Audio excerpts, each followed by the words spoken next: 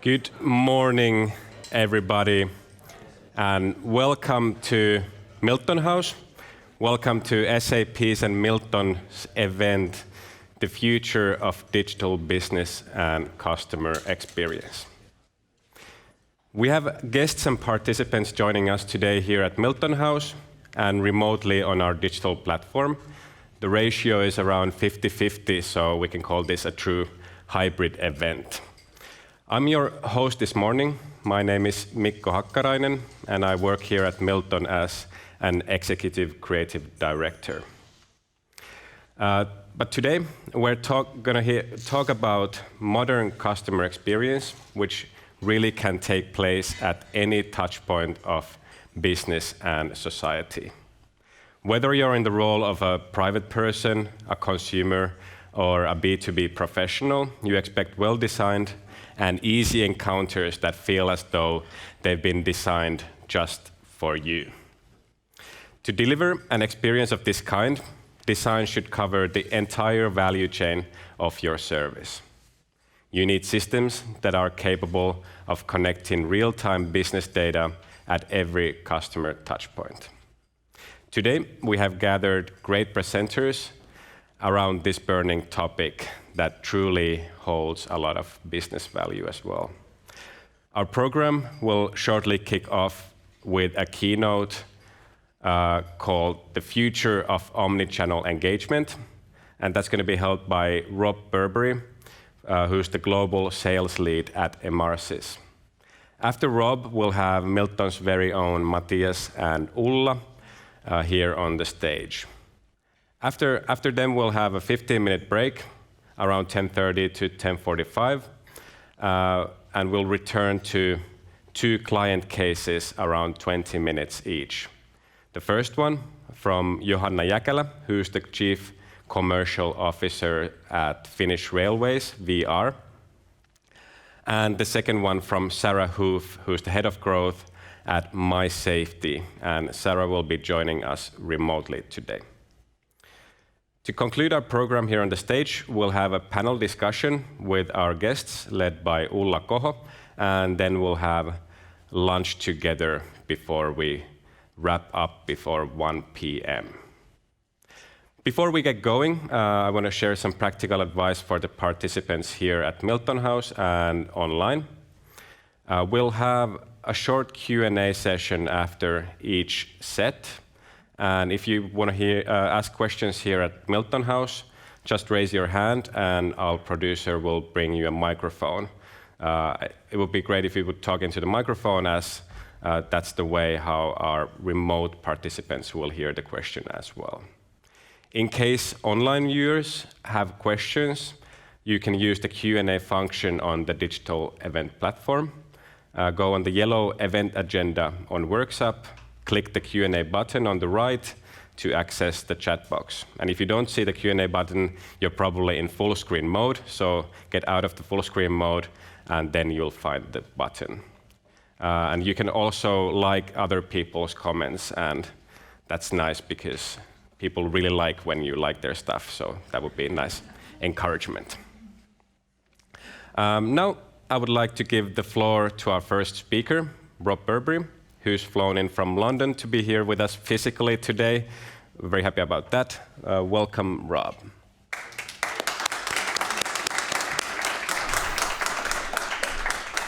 Thank you, Mikko. Thank you. So first and foremost, hello to everyone in the room. It's the first event that I've been in where people are in person. And also thank you for those that are dialing in remotely as well. It's really good to get back to a hybrid event and to be able to engage and to see some faces, get some feedback in real time. So my name's Rob Burbeary. I'm the global sales lead for Emarsys, who are an SAP company. And today I'm going to be talking to you about the future of omnichannel marketing. And we're going to be looking at it from our perspective of what we've learned from our clients, what we see today, and what ideal looks like. Okay? So, for those that don't know, just some context. Many people don't know who Emarsys are. A lot of people don't even know that SAP play within the CX space. Customer experience is a huge part of what we do. Okay, and if you didn't know, we build our CX space around 5 key pillars, okay? We look at customer data, we look at customer engagement, we look at commerce, we look at sales, and we look at service, okay? We're not going to talk too much about all the areas today. We're going to focus on customer engagement and specifically around how we can action and engage our customers in an omni-channel approach. So how did Emarsys become part of SAP and why? It's because we were always known as being leaders in our space. So I joined the Emarsys business way back in 2011. And at the time, people were really just kind of testing the water and discussing omnichannel. What they were really doing is probably just activating a few channels here and there. But there was always a consistent conversation about wanting to move into omnichannel, wanting to understand what it was and wanting to leverage it. And that's not changed.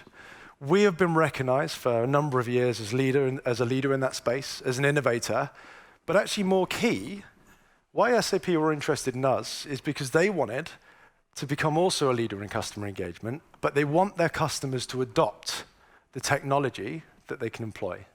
And that's something that we've been widely recognized for. So a little bit more context around CX and our approach to it. SAP are really keen about making sure that you prioritize your CX investments. Now, what does that actually mean? The whole point of customer experience is to be able to build a relationship with your consumers, with your customers, with your audience. And to do that, we want to make sure that we are engaging them at the right channel, the right time, the right place. And I think we're going to hear a talk a little bit later on about this, okay? So I won't steal your thunder. But the purpose of that is typically to achieve some strategic goals, okay? What we're looking to do is drive revenue.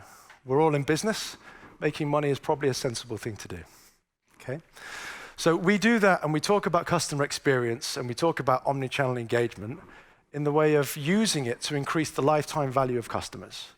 And whether you're looking or focusing your specific role on acquiring customers, whether it's around the kind of conversion stage or whether it's retention, or if you're one of those marketers in the room that has to wear all of those hats, then for SAP, we have solutions and we have customers that we want to support you at each stage of the cycle. But that's enough about SAP. Let's talk about ideal and actually what we're really trying to achieve. So what's the ideal state of engaging with customers? What does it look like? Well, it looks something like this. It looks like contextual, relevant, real-time personalization. It's a conversation with your audience. It's one that acknowledges to them that you understand them, that you care about them, and supports them through their engagement for the whole life cycle that they have with your brand, okay? So all the way through, from the beginning, before they've even purchased from you, to the end where perhaps, and every business has an element of churn, we need to be thinking about using the different channels that we can meet our consumers on to give them that personal experience, to deliver them some real value. If we deliver value, what we get in return is loyal customers. Loyal customers are the ones that drive us revenue, the ones that support our businesses, and they allow us to go into more innovative strategies, stakes, and get creative. And I think a lot of the people in the room probably started in marketing to get creative.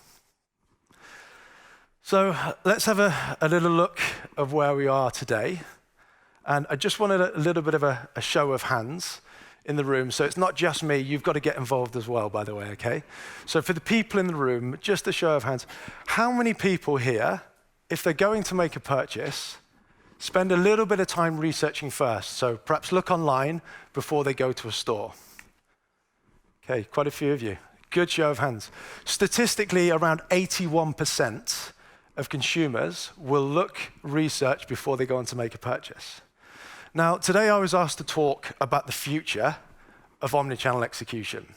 To do that, we've got to look at the current state and we've got to acknowledge where we are right now today. So I'm going to introduce you to my glamorous assistant. Hopefully you can see her on the screen. This is Sarah Snow, okay? What can I tell you about Sarah? In fact, before Sarah, I'll tell you about me. Today, I'm putting my retail hat on. I'm a retail marketer, okay? I'm Rob, the retail marketer. Sarah is my customer. What can I tell you about Sarah? Well, she likes green things. first and foremost. Now, Sarah is a customer of ours, and actually Sarah's purchased from my store, and she saw this green bag initially. This is what started our relationship. She coveted this green bag, she had it in her mind, and she'd wanted it for a long time. She'd worked hard, she treated herself and decided, you know what? I'm going to get myself the green bag. She closed the purchase and she became a customer of mine. Fantastic. The experience was good because I had a connected experience that was actually delivering. I sent my product at the right time. It came nicely packaged. There was a nice survey afterwards. The experience was good enough to get her back. I'm winning. I'm doing a great job. She comes back and makes a second purchase. What would go nicely with my green bag? Well, a green top, of course. So she goes on to purchase a lovely green top. Now, at this stage, I'm feeling quite content as a marketer, and Sarah's experience seems to be relatively good. We fast forward a few weeks, and she's looking to complete the outfit. She wants to be seen walking along the high street in Helsinki, really rocking that outfit. So what does she need next? Well, it's obvious. She needs some green trainers, right? Who doesn't need green trainers to go with their green bag and their green t-shirt? But let's have a look at the experience and how we engage with her to try and push that purchase. Remember, 81% of people don't necessarily just go out and buy, they do some research. It's exactly what Sarah does. I know this because I'm a forward-thinking marketer. I'm an innovative and I know what I'm doing. So I've already accounted for this and I use a different channel. She's looking at my website, but I'm going to retarget her on email. And I'm going to use automation because I'm smart. I don't want to have to manually find that. So the good news is Sarah gets, the next day, a little reminder. She didn't even put the shoes in her bag because she wasn't ready to purchase. But she did browse and spent some time. She gets a nice, cool reminder email that says, hey, Sarah, we know that you are looking to buy these trainers. Why don't we give you a little nudge, a little incentive, a little gesture? Here's 5% off if you come back and buy trainers in the next couple of days. And also, if the green trainers aren't quite the one, use a bit of personalization. People just like you, who looked and they did a bit of research on these trainers, guess what? They wanted to look at these ones too. So here's a couple more products. That's a good customer experience. I think you can agree I'm doing pretty well. Still quite happy and content. But then I realized I don't want to complete the purchase, or Sarah doesn't want to complete the purchase on the store. What she wants to do, on the web shop, what she wants to do is she wants to go into store. But she wants to have another quick look again, and she's at work now, so she jumps into her app. But hang on, what's this? I've got suddenly the wrong type of communication because the last thing that I did in the app was I bought my green bag. So now suddenly the incentive, the message, the experience that I'm getting is relied on my last purchase. And even worse than that, I've already bought the bag. Sarah has already bought the bag. She doesn't need to buy another one, let alone be told that she could get it with 10% off. So it happens quite a bit. Show of hands again. How many people have experienced something like this, that when you move devices or channels, you get a fragmented or a different experience? Okay, again, not surprising, quite a few of you. Let's go back to Sarah and her journey. She's still not put off and perturbed because at least I made the first step, right? The email was good.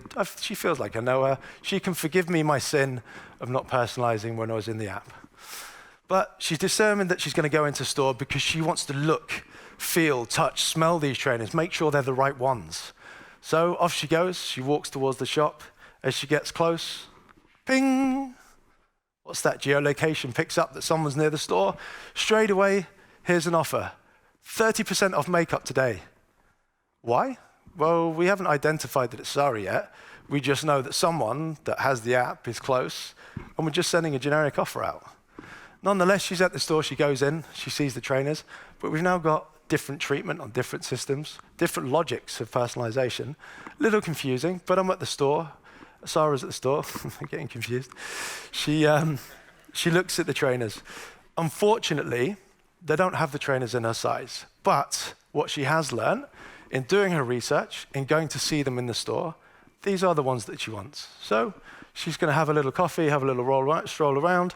She's going to go home and make the purchase, okay? She now jumps back onto the website and she makes the purchase. The experience on the website is good, still personalized. The trainers are there, the recommendations are there. She's made it, she's done the actual process itself. They're in the bag and they're on the way to be delivered. Good news. There's still me, the progressive marketer. I'm nailing this omnichannel, or I think I am, because I'm personalizing. What I really want to do now is increase my lifetime value. I'm going to get Sarah to become part of my loyalty club, because I've just set up my brand new loyalty scheme.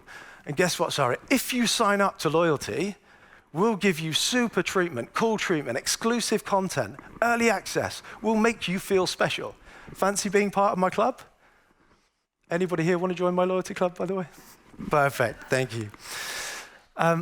Great, so we go through and we click through, but hold on, what happens? Sarah's a high-value customer. She's been with us for a while. She's already made 3 purchases, but she's just signed up at loyalty. She checks her loyalty wallet, and what? Ground zero, bronze. No recognition, no acknowledgement of my purchase.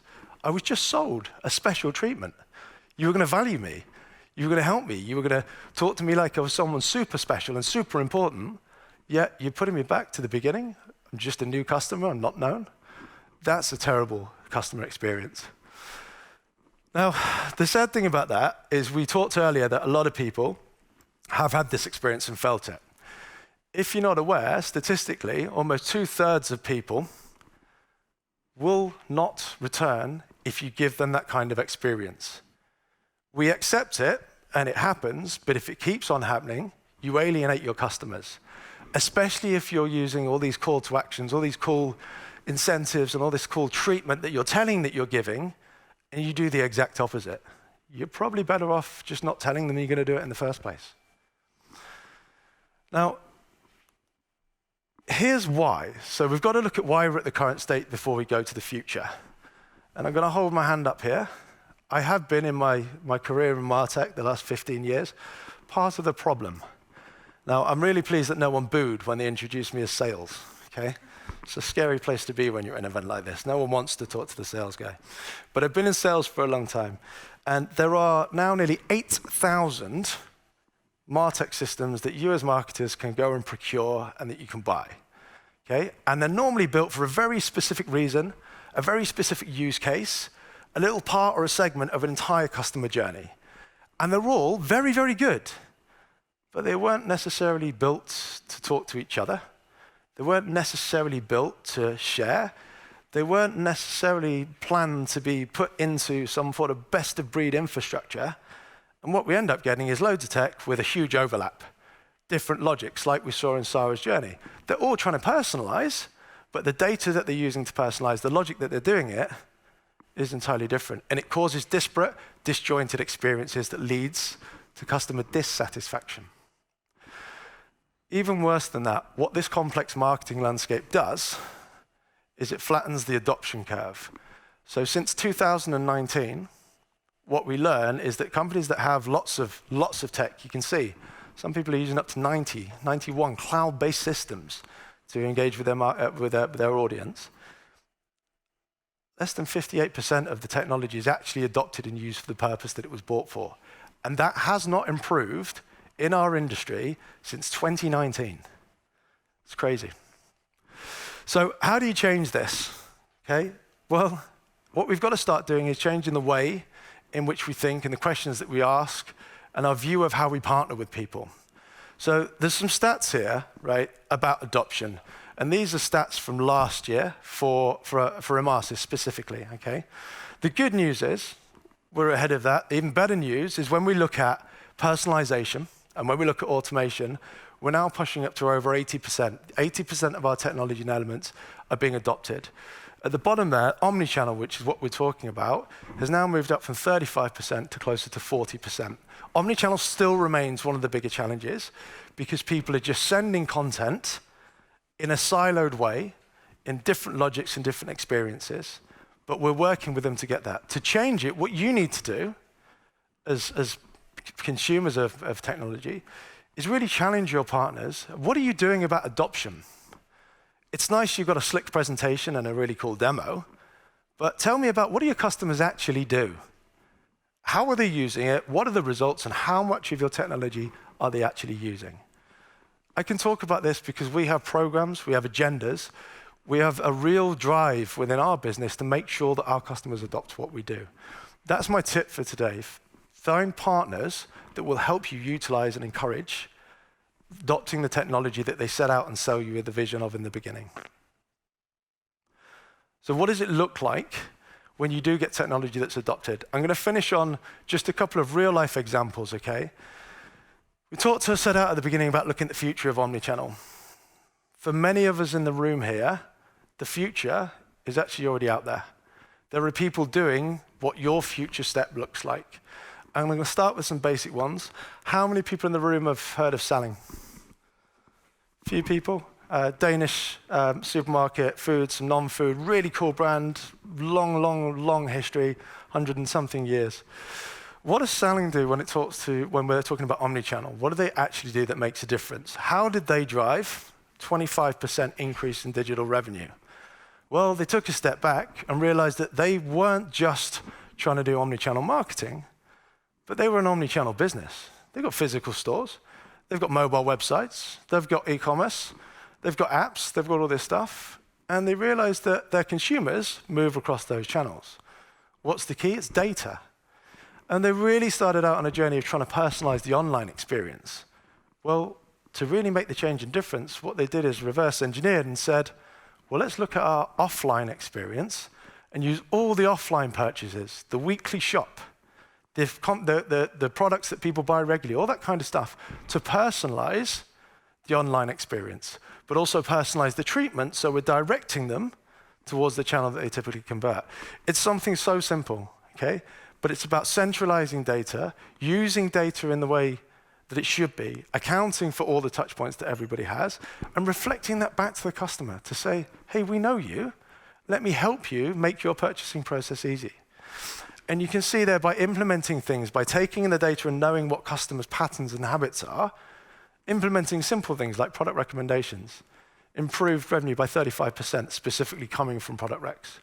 But you can see that overall digital revenue was 25% up, just by one simple thing, connecting real life, real world data from what people do in a physical store and reflecting it back in every other environment, including their online digital landscape. Back to fashion, and I'm not a fashionista, as you can tell. How many people know of Karl Lagerfeld or the brand?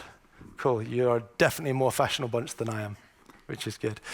Karl Lagerfeld did something really interesting, and this is like bordering on the future. Anyone know of NFTs, non-fungible tokens? I know the acronym, and I know what it means. It's a little bit complex. I'm not going to get into a deep conversation about it, but what Karl Lagerfeld did with it is actually really cool. They did a collaboration, and they created, with a designer called Endless, a series of NFTs that were exclusive, and there was a short time to buy them. And basically, if you got an NFT and purchased an NFT, what you would get with that is exclusive access to like super cool, trendy events, to early access to sales, previews. You get a different treatment, but you had to buy the NFT in order to do that, okay? And what's our job here? It's not to design the NFT. We're Emarsys, we're not that cool, we're not that trendy, right? What we do need to do, though, is we need to help them communicate that there is this time-sensitive launch. We need to make sure that when a Karl Lagerfeld customer who's shown an interest in wanting to be treated exclusive events, that whether they go on the website, or if they're on their Instagram, or if they're on Facebook, that our message recognizes that and reminds them, hey, you've only got 8 days left to go. Get ready, it's coming. You can be there. We also need to be the people that acknowledge that if they make that purchase, that we carry on that knowledge and we do give them the experience that we talked about. Not the experience that Sarah got, where we promise something and just don't deliver. You've got to make sure that we're taking the input from where your customers touch you, collecting that data, centralizing it, and then using it across all channels, not in a siloed strategy, but in one that meets the customer wherever they happen to be. Okay? Your customers don't think in channels. So why do marketers? Meet your customer wherever they happen to be. So that was Karl Lagerfeld. And just on the last one, now there is a QR code here, and there is a risk that people just stop talking to me, right? Stop listening to me, and they just start playing around. This is something really cool. This is one of our clients, Charlotte Tilbury. Hands up again. Who knows Charlotte Tilbury? Makeup brand. Really cool, really expensive. There we go, there's one in the corner, brilliant. If you don't, then don't bother because you'll spend a lot of money if you're into makeup, okay? But no, all joking aside, really cool brand, and they're doing some really innovative stuff. What they've done is with a business called Obsess, who's an SAP partner, by the way, they've created what they call a virtual social store, right? So you can online go with your friends to a store that's much like being on the inside of a normal store, and you can go and meet with someone who will tell you about the colors, the shades, the palettes. You can tell I don't know about makeup at this point. But they're replicating the real world experience online, pushing to kind of the metaverse type status stuff. It's 3D, it's immersive, and it's a true digital experience to get people to build a community, to engage, and to essentially drive more revenue. But what are they also doing? They're also taking that opportunity, all this buzz, all this communication, all this testing, all this purchasing, all this thing that happens in this digital world, and they're using it, and they're gathering that data, and they're using it across all other channels. The amount of interactions that happen in something cool and unique like this exploded exponentially. They're driving more acquisition to things like their normal routine newsletters. They're using all the information in their lifecycle type campaigns. They're making predictions on what people are likely to do next by comparing them to other users. This is what Omnichannel is really about. It's not just the execution of thinking that you've got these messages. It's about collecting the data that you can, if you've got channels, utilize. And it's actually doing it, actually utilizing that data, giving it back to the customer. So I don't know if any of you got to play on the shop, but you still seem to be with me, which is good. I'd recommend that you do that. It's a really cool experience. And just to summarize, so look, future state, as I said, it's not some like mythical beast or creature that no one knows. I don't have anything like mind-blowing to tell you. There are some cool things happening right now. Most of the people, your future is actually already in existence. You've just got to connect the dots. You've got to find the right partners. And for us, what we enjoy about working with customers is that actually it doesn't matter where you are on a maturity curve of omnichannel or customer engagement. Even if you're stopped right at the beginning and you're just doing email automation, you're doing it well. If you find the right provider, and I'm going to talk Emarsys because that's what I know, right? That connect data and connect channels for you. We can literally, every customer that joins us, their first step straight away will get omnichannel execution, okay? Doesn't just mean we give you a tool with loads of channels, right? Because that doesn't help, you know that.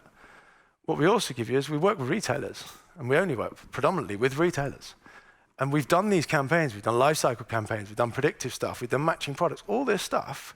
Out the box, we'll give you a head start. We'll give you the channels, but we'll give you the knowledge of when to actually use them. When do you input which channel? When do you invest on a more expensive channel than another? You don't just need tools, you need knowledge and insight, and you need something that is easy to adopt, easy to use, easy to understand, and actually drives real business outcomes. Once you've done that, if you've got the basics labeled and you can drive revenue through customer engagement of welcoming customers, making sure that they're happy, that they go first purchase, second purchase, if they think about leaving, that you re-engage them, you can then go on to the predictive stuff. Proactively do replenishment campaigns. Proactively make sure that you know you're one step ahead of the customer and you can give them the content that they don't even know they're thinking about. But actually, wouldn't it just be nice as consumers if you could just get the consistent message that Sarah didn't get? To acknowledge that I am a person, I am valuable, I am loyal, and I've made these choices. I've given you the opportunity to know me, and actually just experience that from a consumer. And wouldn't it be nice as a marketer to be able to deliver that?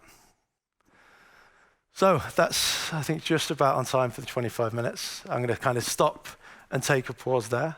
And I think, Mikko, is it time for questions? There's time for questions. Thank you for the perfect timing. You practiced this in exactly 25 minutes, I see. Thank you. I had a positive Sarah Snow moment last week myself. Okay. I was shopping online and I noticed I was filling my shopping cart. Mm-hmm. I didn't pull the trigger then. I left and the ad started following me. I got emails from the brand. I didn't pull the trigger.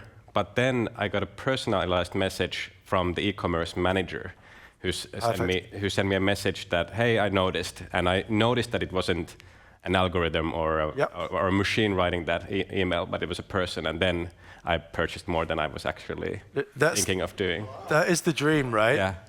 The marketers in the room, I think, will know the big challenge with that is scale. Scalability, yeah.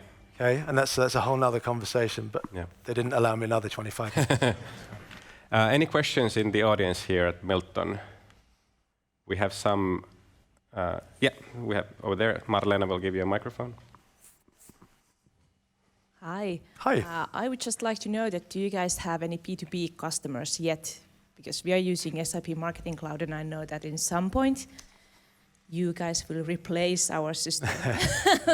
And we are a B2B company, so that's why I asked. Very good question. So 2,200 customers. Our focus has been proactively and importantly on B2C and been on retail as well. We were acquired by SAP around about 18 months ago.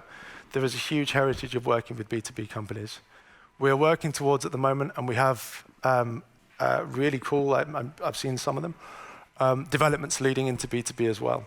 It won't be the same environment as what we're providing to our retailers, but the logic behind what we're trying to do, which is essentially connect data and connect channels, make tools that are actually usable and adoptable, and impact real business metrics, right? So I'm not talking open rates and click rates. I'm talking about lifetime value and revenue. That will all be there for business, but it's going to be something that we're moving towards the end of this year, beginning of next year. In the meantime, we're working with some of our customers on making sure that we hit all the right notes in the same way that we have for our retailers over the last 20 years. Okay. Hopefully that answers your question. Any other questions from the audience?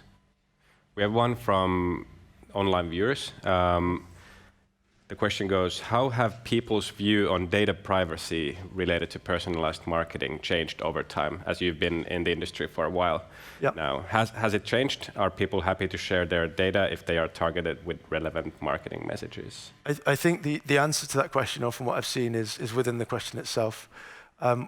The laws have changed, and for marketers, it's made it super complex, right? Super stressful. But consumers, I think the key, and that they definitely have changed, especially when GDPR came in as an example. The key is to be transparent with your audience and your consumers. And if you do that, and if you tell them what you're doing and why you're doing it, the what's in it for me, it's changed in a positive way. If we, like I mentioned in Sarah's example earlier, the expectation from customers have changed. Because if you're saying I'm going to collect data on you for personalization reasons, then you've got to stick to that promise. Whether you know it or not, it is a promise. That's the reason that you're giving them. You're saying, give me your data and we will make your life better. The challenge is that we see so many broken and disjointed experiences, as I talked about. But yeah, it has changed. I think it's changed for the better, and it will continue to change as long as brands continue to deliver on their promise of actually delivering personalized experiences across all channels. Thank you. We have time for one more question from the audience. If not, thank you, Rob. Let's give you. Thank you very much. Thank you.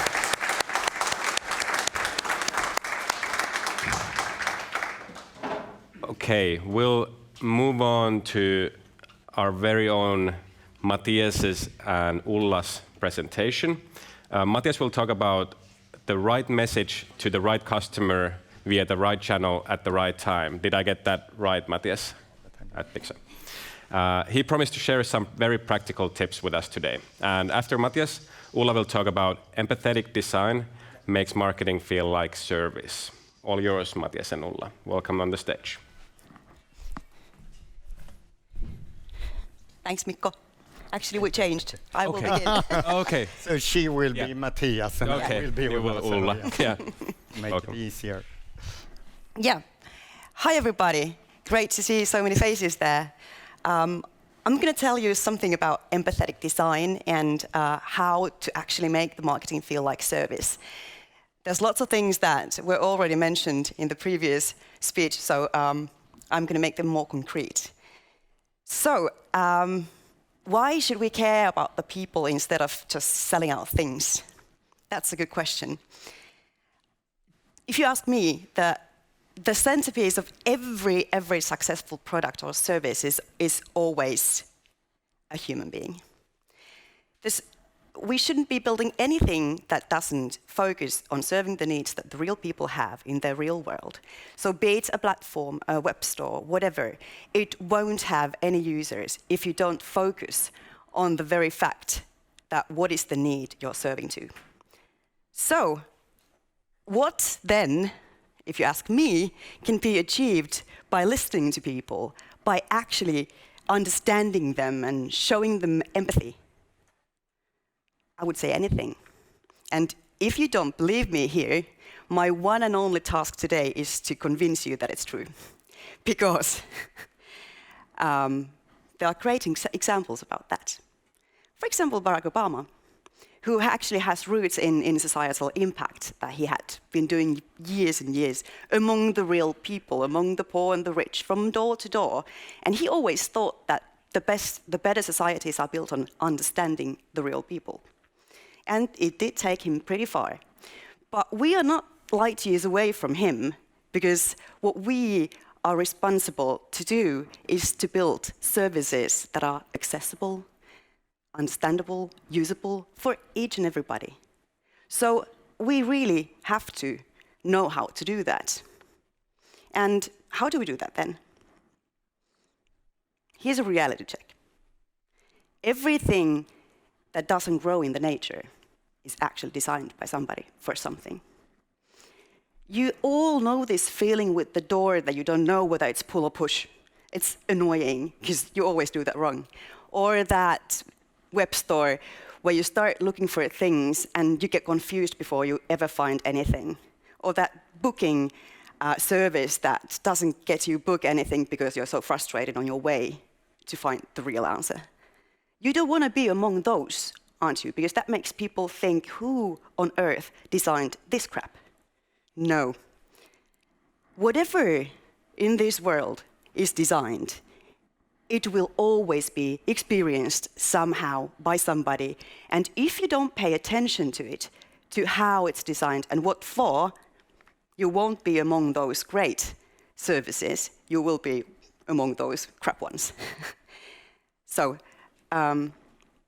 what I want to say is that you don't need to start by thinking you have to do a world-changing experience or service or product. You have to start at the very fact that what people really need. What is the need they have at hand? If you serve to that need, you will actually change somebody's world in a smaller scale. It is a tiny thing that makes very nice memory of you and your service. So, how do we do that then?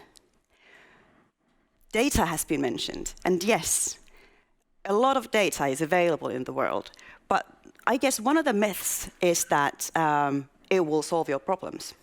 It won't if you don't understand the whole picture of data, because there's different kinds of data. Usually when people talk about data, they talk about big data.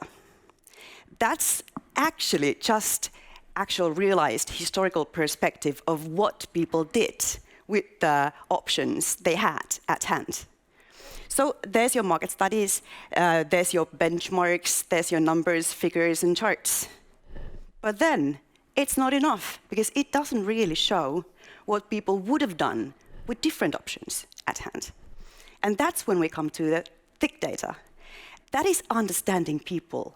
That is interviewing, that is user testing, that is the naturally occurring data and the business insight. And that's when we get to the lives of people. What do they really need?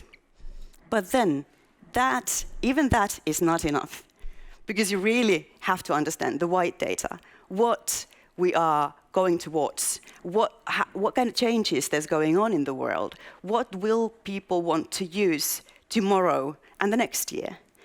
And when you put all that together, then the data will tell you what to do.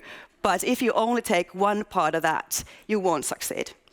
If you think about that, like, you know that kids tool, that wooden box where there's different shapes of holes, and then you have to put the wooden pieces through them. The kids love that. If you think about big data, it tells you how many round blocks they put through round holes. If you think about the thick data, it tells you that maybe they don't want to have round-shaped holes. Maybe they want to have star-shaped or heart-shaped. And if you think about white data, it tells you maybe they don't want to use that box at all. Maybe they want to have something completely else in the future. So when you talk about data, please talk about all the data that there's available. And what does this actually mean in practice? This is one of my favorite cases because I'm an easy one. I love traveling, and usually the bigger the price of the product or the service is, the heavier the buy button is. You're hesitating. When I look for cheap flight tickets to someplace nice, we are a family of 4. It is a big investment to make. I'm not the one who's, hey, I buy online every single time. There are people, those are the early adapters of the digitalization, who can buy anything from houses to toothbrush online. They don't hesitate. I'm not among them.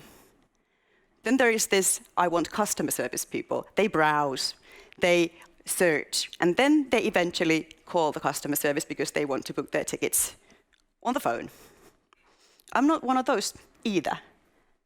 I'm the, I don't know what to do. I need a glass of wine. I can't decide. And actually, they invented a feature for me, exactly for me. That saved my life, because when I found 4 tickets that I want to buy, and I'm like, where's my glass of wine? They gave me the feature called Hold My Booking. It gives me 24 hours time to think. I get to discuss with my kids and with my husband, and we can talk about the hotel, and then eventually I end up buying the tickets. But I love that feature because it gives me time. It gives me the possibility of have that glass of wine, which is always nice. So there's a feature that thinks about me. It knows how I feel. But then there's other case that is completely opposite. I've got nothing to do with this. I've just read this case, but it's so exciting that I decided to tell you about this. This is about Spotify. Spotify had the new light version that they wanted to test before it goes live. And there was this elderly American lady who was one of the people in the user testing. And she was really brave. She was starting the user test by thinking that I'm going to pull this through. This is going to work. I'm going to do this. And then it gets really nasty. She doesn't understand the whole service at all. She gets this nervous laughter, it's like, I don't know what to do. And it is a horrible video to watch, really. I feel sorry for that lady. And it ends up being a real disaster. And why? Because they could not empathize her.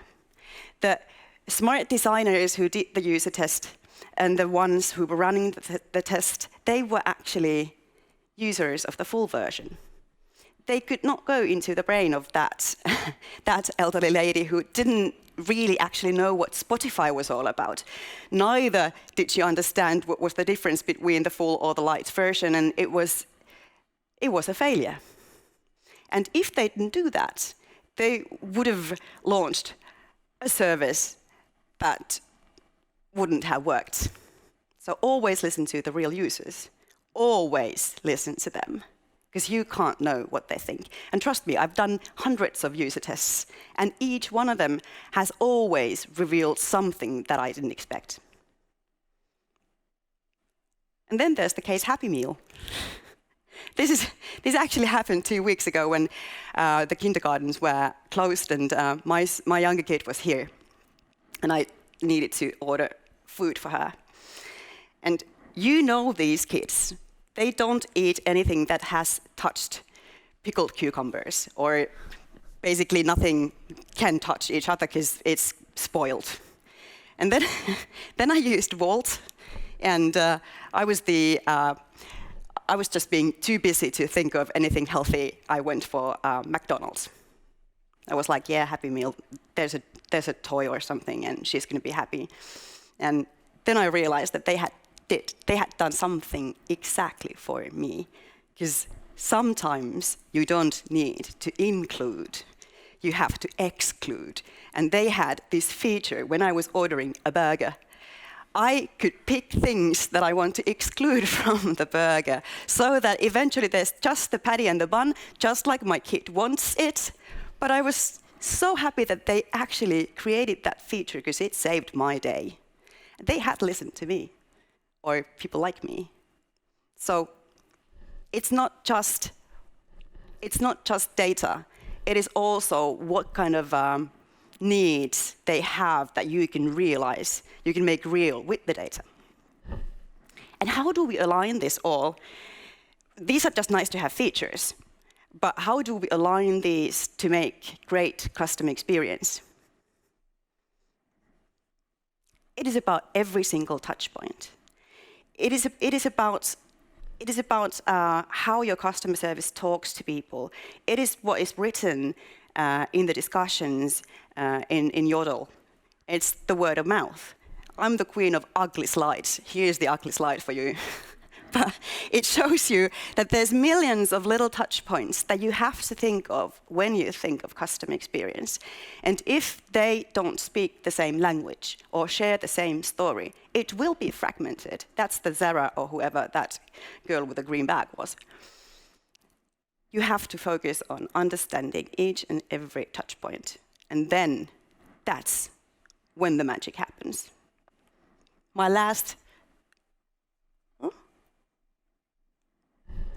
That's my last slide. My last slide is actually a story that I love. It's about President John F. Kennedy, who was visiting the NASA facilities for the first time. And there was this janitor who was mopping the floor. And when the president asked him what he was doing, the answer was, "I'm helping put a man on the moon." That is a story that we should all listen. If you know that your company has the story that everybody believes in, everybody repeats, and each single service, touchpoint, platform, and product repeats, here's your magic. That's how it's done. Thank you.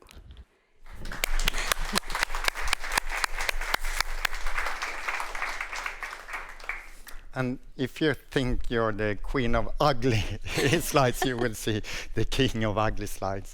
You make a great team.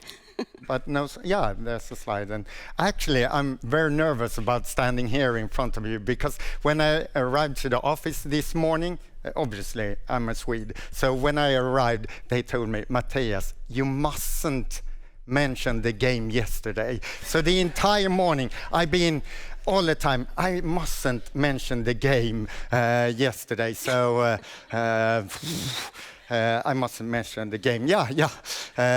But I'm not here speaking about the game yesterday. For you who don't know, Sweden, we won against Finland. Yes. And speaking of nervous, I'm always nervous when I'm presenting in English, because that's really not my thing. I always need like my notes, so I know what to say. And because I did a speech prior to COVID in London, it was a huge event. And I was backstage, and they had this countdown clock saying 5 minutes, 4 minutes, 3 minutes, and I was sitting there, and I couldn't find my notes. And I can't present in English without my notes. And so I was walking around, I couldn't find my notes, and finally I saw someone who was working for the company arranging the event. And in Swedish, I call notes fuskpapper. Fuskpapper. And then I asked the lady, you can be her maybe, have you seen my cheating paper? And she was really puzzled. Cheating paper. So I said again, have you seen my cheating paper? And she didn't understand. And then I realized, okay, she thought I said shitting paper, i.e. toilet paper. So she must have thought I was really, really nervous, needing my own toilet paper, or maybe I have a really sore ass. So, but I think it's better I do the presentation in English, because in Finnish, that would be a really boring presentation. I think I know about 10 words in Finnish, so it wouldn't make sense. So what do I know, for example? Okay, yeah. Moi moi, Suomi. Ja. Iksi kaksi kolme Mattias Andersson. Ja. Sauna eisa peite. Perkele. But perkele is not a good word, is it? No. So I think we continue in English. But bear with me, I don't have any cheating paper or notes, so sometimes I miss the word and I would say it in Swedish maybe. Everybody on the floor! This is a robbery! Don't move! Get down! Now. Don't move! Get down and stay down! You move! The money! Money! Open the phone! Mr. Johnson? Eric Johnson? How does she know your name? I don't know. Your mobile app pinged us when you walked in. Looks like you were on our website and thinking about buying a house. You moving out, man? I need my space. You may think you can't afford a new home, but we have some amazing new rates. I could text them to you. Oh, those are fantastic. And Mr. Davis? Yeah, it's me. Did you click on one of our emails about consolidating your student loans? Maybe. Oh, well, we can help you with that too. Hey, what are you doing? This is a robbery, remember? We gotta go! Come on! Can I lock those rates in on the app? Well, of course you can, sugar. Thanks.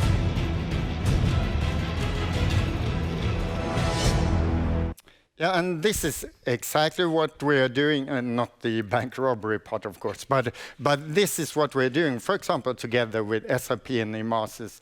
And I think, Rob, are you still here? Yeah, I think you did a beautiful presentation, even though you destroyed my presentation because you already said some really nice things. This is what it's all about, to get an omni-channel, seamless, 360 view of the customer. And today, the technology is there. For example, SAP and oi, I did something. Okay, that's me. So I think this is what customer experience is about. Collecting data from all touch points and using it and distribute it in all touch points. So this is a slide about me. You know, I'm not good at English and I suck at Finnish, but I think I'm quite good at like CRM, loyalty, MarTech, customer engagement and stuff. But we're not here to listen to me, or yeah, you are, but let's get going. And yeah. So, here, okay, we have just stated, Rob did a beautiful presentation, and this video clip stated, yeah, the technology is there to really be on the customer side and to be like really omnichannel. But how does it work in real life, at least in Sweden? By the way, I step back one step. When I went to university, I learned if you want to do a successful campaign, it's really important that the timing is perfect. The target group should be the right one. The message should be the right, and the channel, of course. But how is it, at least in Sweden, where I operate, 95% of the companies are doing campaigns in this way. So when it comes to timing, the company has a sales and marketing calendar saying, week 27, we should promote product A.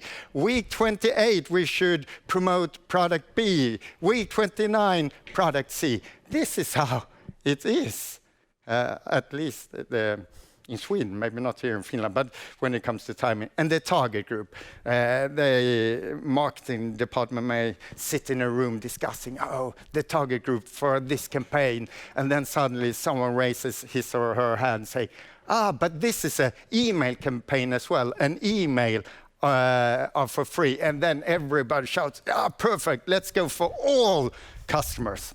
This is how it works, at least in Sweden. So the timing, product A, week 27, target group, all. And messages, it's someone really clever guy at the company or a woman saying, if you buy this, you will be beautiful and rich and successful, blah, blah, blah. Again, inside out, and the channel. Again, you have your sales and marketing calendar saying you should spend that kind of money in that channel that week, that kind of money in that channel that week, etc. So this is how it works for real. And here, I forgot to ask the camera team, is it okay if I move there, or is it not okay? Thumbs up or thumbs down? It's up, okay, so I can move. Good, because, yeah, okay, then I move. Is it okay, camera? Okay, so we could... You were talking about airline industry, and I've been working for airline industry, Scandinavian Airlines, and the next speaker have been working both for Finnair and Scandinavian Airlines. So we could say this is a flow built for airline industry. So, for example, here, step 1, there are technology today. So, for example, at Scandinavian Airlines, if someone clicked here, here, here, here, and here, then our algorithm said, this is a person interested in going to a sun and bath destination. And by the way, he or she is probably interested in a low price. We didn't know nothing about this client. We only know how he or she behaved. So we didn't know if she was, or he, 18, 80, billionaire, or poor student. We didn't know nothing. But then we could optimize the experience anyhow, because we could track how they clicked.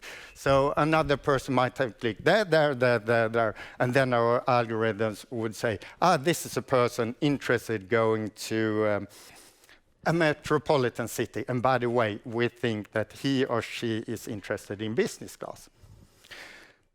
So that you can do here. But sooner or later, that person might click on an email. Then we know it's you. And then we know it's you who did this yesterday.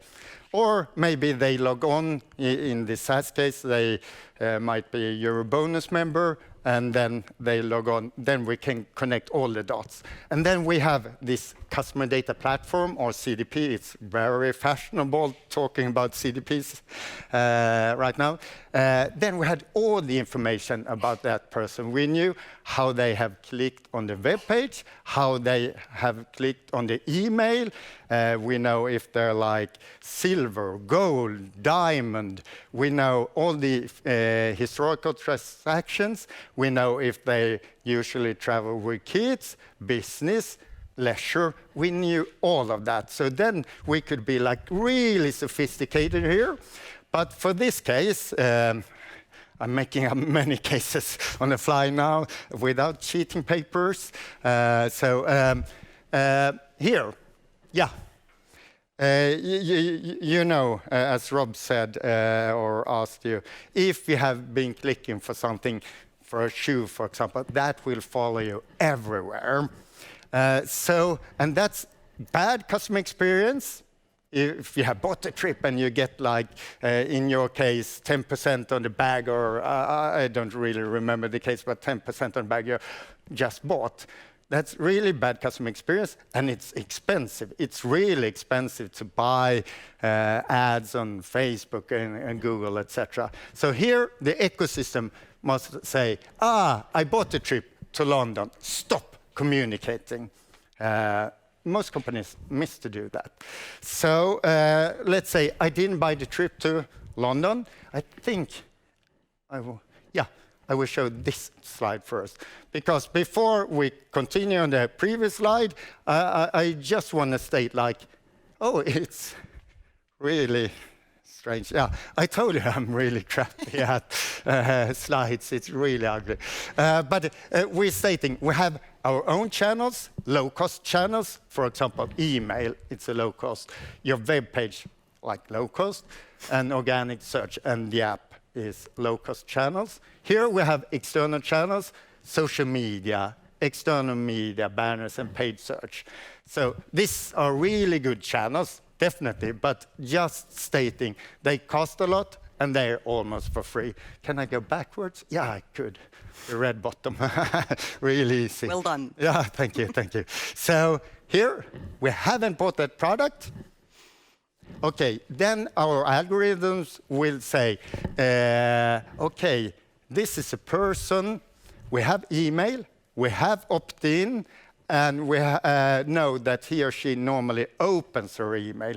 Then we should send an email because it's for free.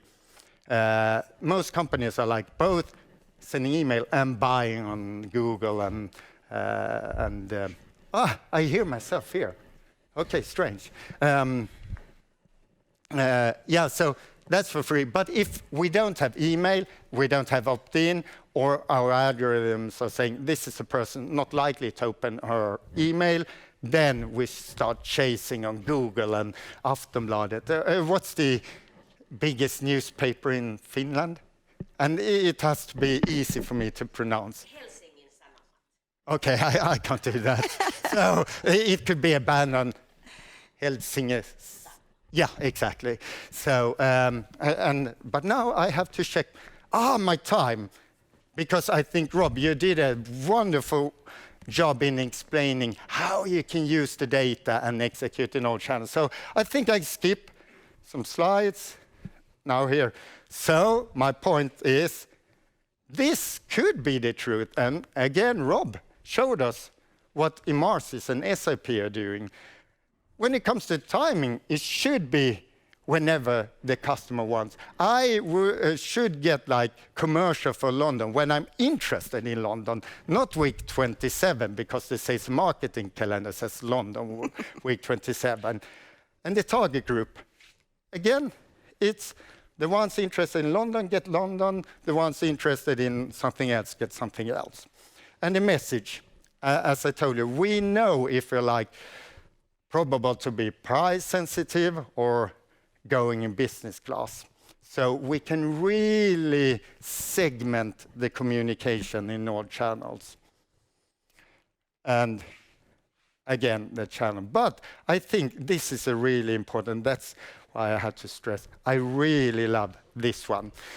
It got viral 7, 8, 9 years ago, I know. And I've shown this a couple of times, and I'm still so surprised. I see like blue, lavendel-ish. Who see blue lavendel? Raises? All of you, no? Some probably see white. Yeah, good, because otherwise you have destroyed my last 2 minutes. Yeah, it's really strange. And I see like black, and the other was brown, and silver, gold, sorry, gold. Gold, white and gold. Blue and gold. Ah? Yeah. I never heard about that combination, I think. I'm the same. Blue and gold. Really? Okay. Soon I have to make a point about this, probably. Yeah, okay. I'm surprised. So what kind of combinations? Blue and black.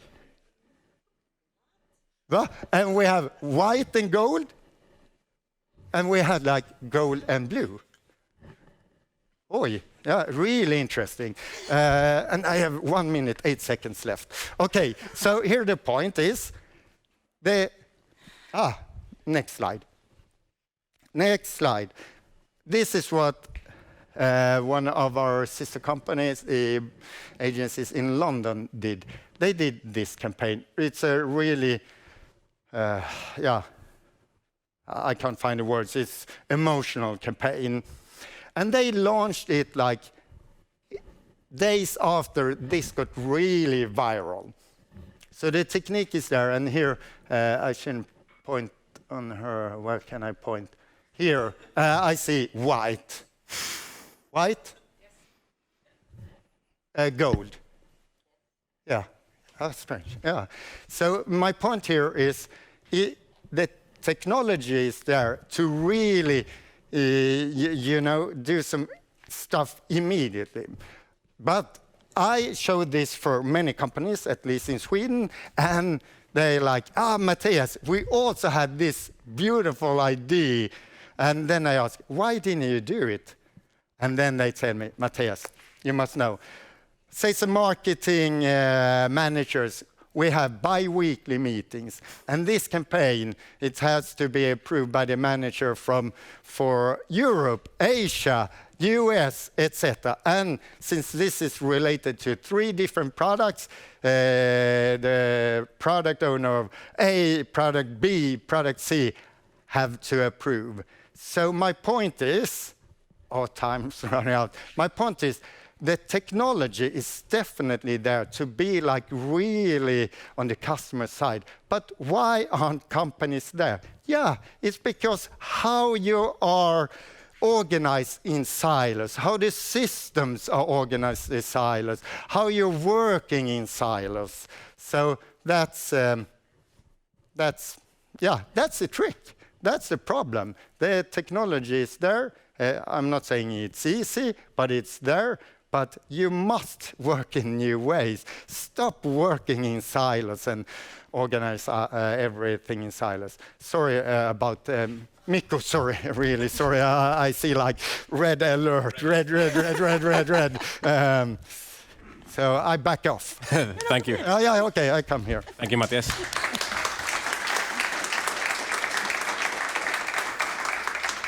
My first question is to Mattias about what happened on 23rd of May in 2019 in the quarterfinals against Finland and Sweden. And okay. if we can talk about that a little bit more. No. You're really good at Google, or a really good memory. Fast Googling man. Oh, damn. I'm really good at Google. That's my trick. Yeah. Thank you, Ulla and Mattias. Really interesting talks. We have questions here online, but if we have questions at the house, please raise your hand and you will get a microphone. We can start with, okay, here, yeah.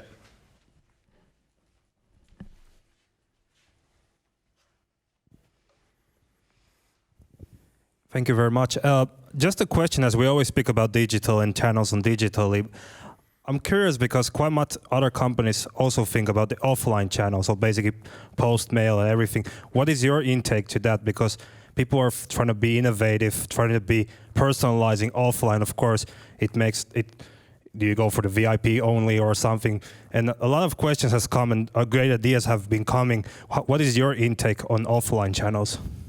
Oh, to combine the... Yeah, combining basically from online and offline, but I use my example myself. I like being personalized offline. Not that much companies do it in Finland, but if you have the data, you have the permission, you have my address, if you succeed, I'll definitely buy. And we're seeing a bit people thinking how can we be more personalized, going to the offline, let's say older age people prefer having that one, not the same catalog everybody gets, but something more personalized. So how is your intake, as you've probably seen a lot?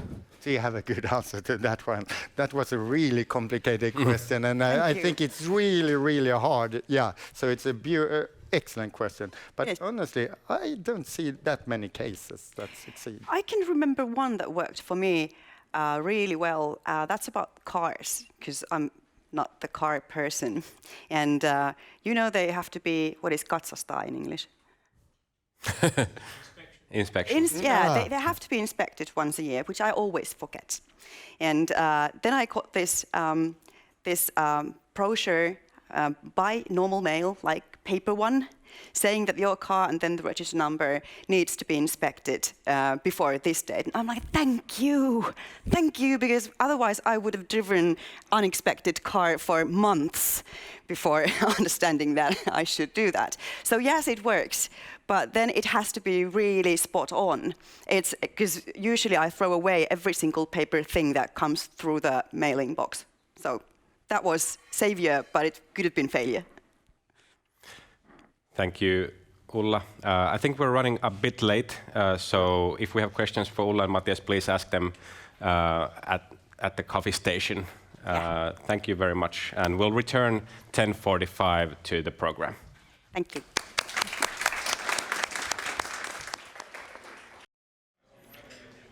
Welcome back, everybody. If I can ask people at Miltton House as well to take your seats again, we'll continue our program. Next up, we will have two very interesting client cases. Johanna Jäkälä from VR will be here on stage, and Sarah Hoof from My Safety will be joining us remotely from wherever she is. Johanna is the Chief Commercial Officer at the Finnish Railways VR, and she will talk about how digital marketing can generate a delightful experience. Remember to send your questions if you're online via the Q&A function, and you can ask questions here in the house after the session. Let's welcome Johanna on stage.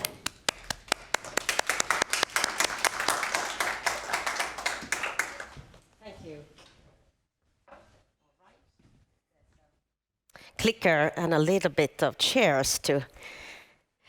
Delighted to be here today. naturally, and as all of us getting back to the business as usual in the post-COVID world, unfortunately in a very different world, of course.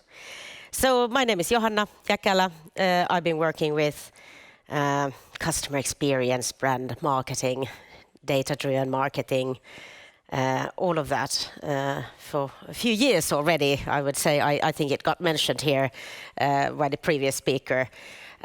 Pretty much my background is in travel business from various viewpoints. A couple of airlines mentioned here, all based in Scandinavia, and currently Chief Commercial Officer at VR, the local, you could say Finnish state-owned railway company. We have around 55 million journeys per year, which means a lot of customer touch points.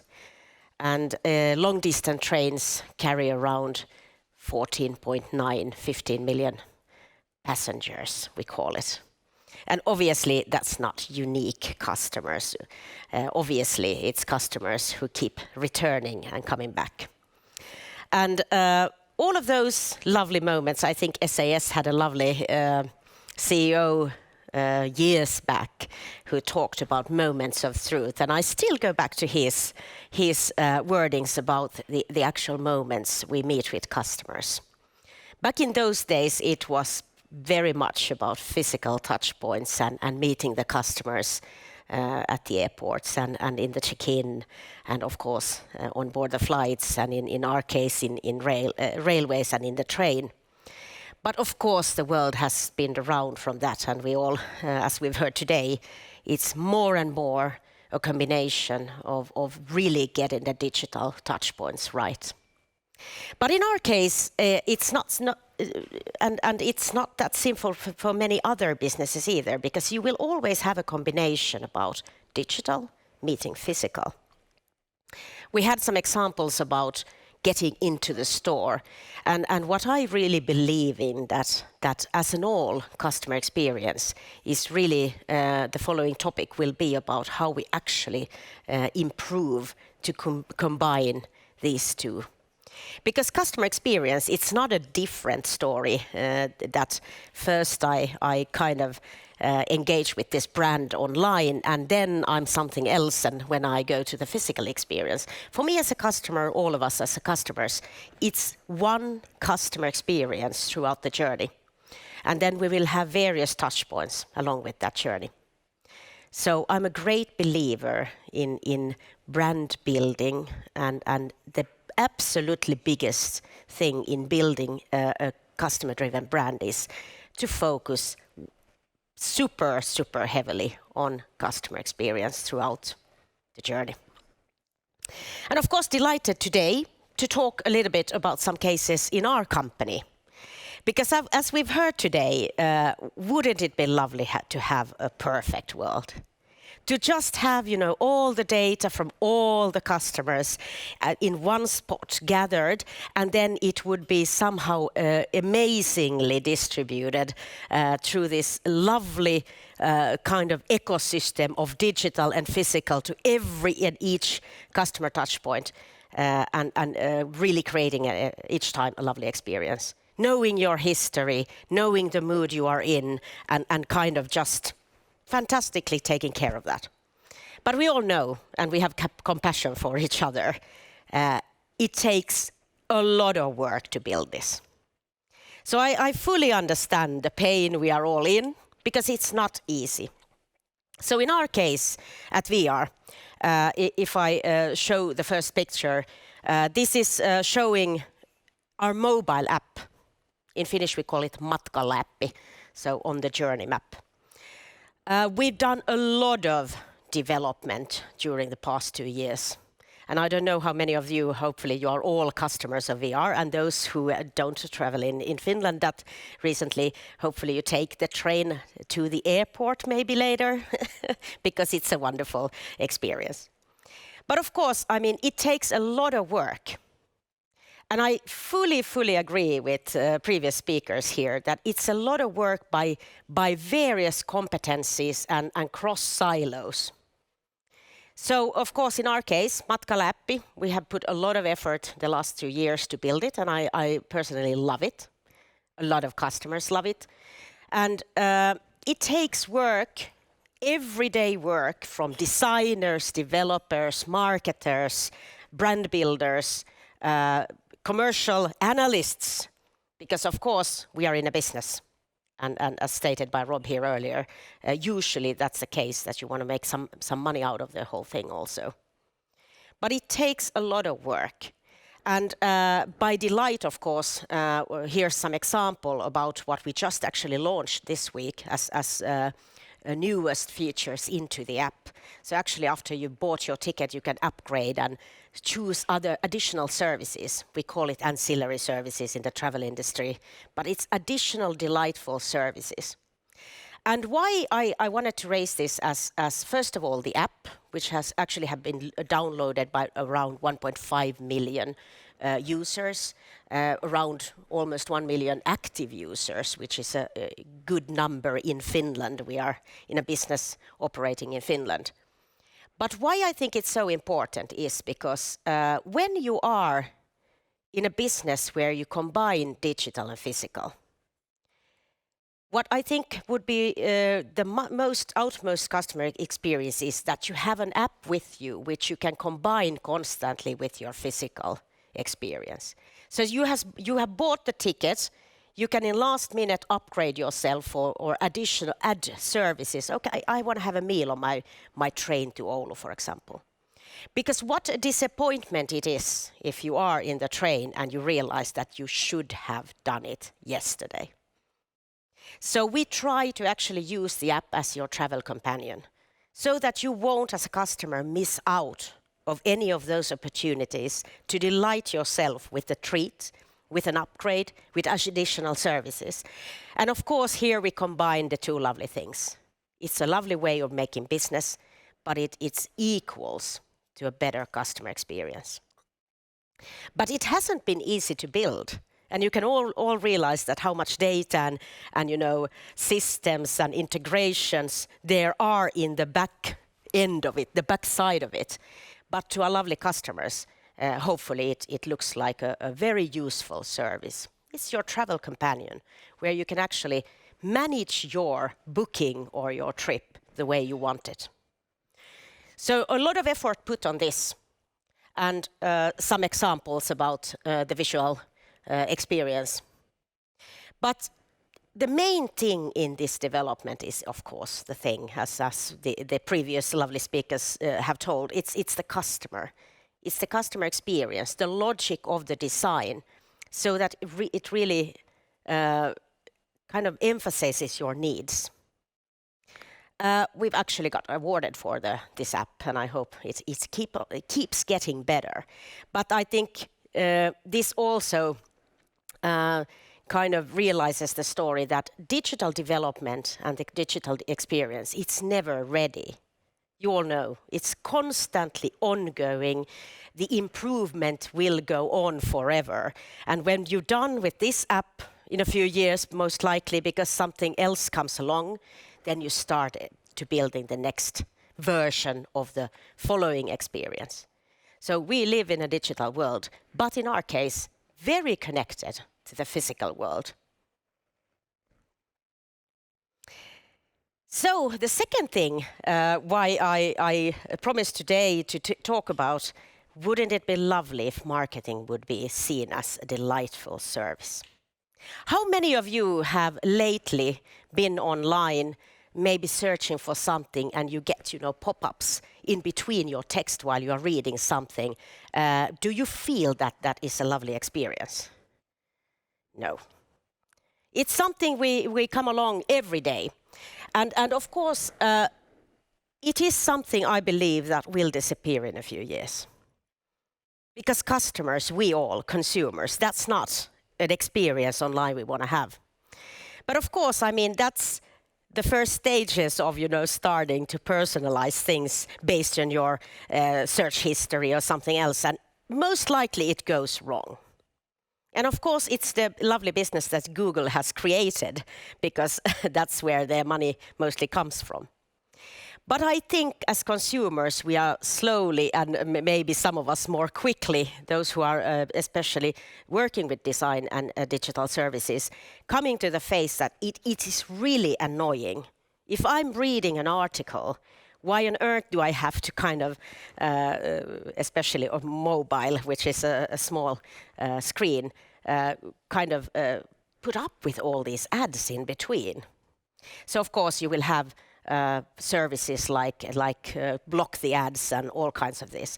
And of course, what I want to say by this is, of course, that all marketers and digital sellers in the room, who we probably all are, wouldn't it be lovely if digital marketing was actually seen as a delightful service? Because that's the aim with it. That's what we aim for. We get the right message to the right customer in the right channel, exactly on spot. Even so that I didn't even realize that I needed this, but it's really talking to me. That is what we aim for when we do this digital marketing, but we are not there always yet.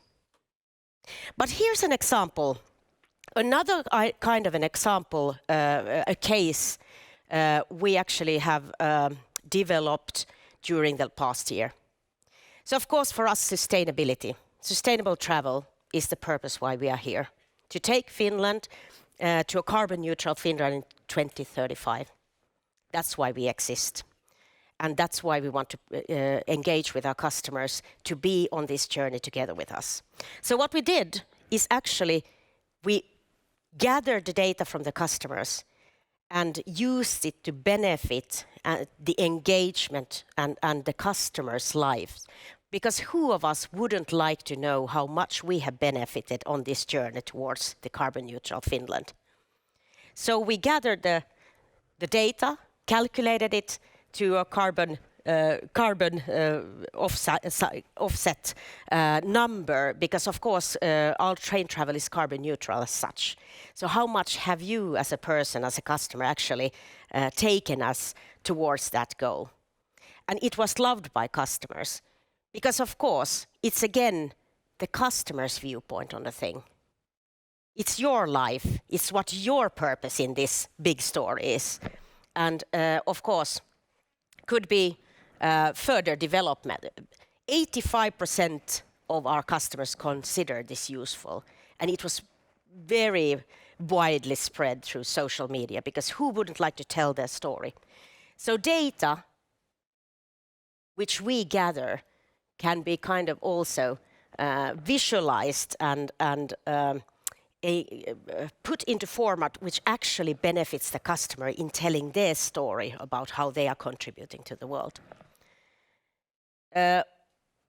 One of the examples. Not easy to build, of course. Again, you need a lot of data of each kilometer that each customer has been on board our trains. Where did they travel to? How many kilometers? Convert that. Of course, it's data-driven AI models who does that. But anyway, it's a lot of work.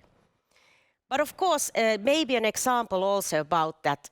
Usually, we have a lot of data in the companies about the customers. Then, of course, there's a question about which data is usable, because privacy settings and of course, consents. But that data which is, how can we actually turn that to benefit the customers in delightful ways? Of course, this is also marketing. It's brand building.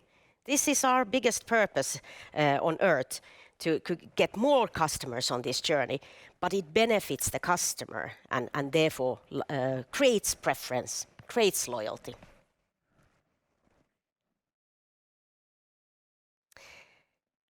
Then, of course, the last examples here is about content. There's also ways, of course, as you all know, who work with digital marketing, to personalize content on site, which is relevant. When you come to our site and when you engage with us in various channels, you see the content that is really relevant for you.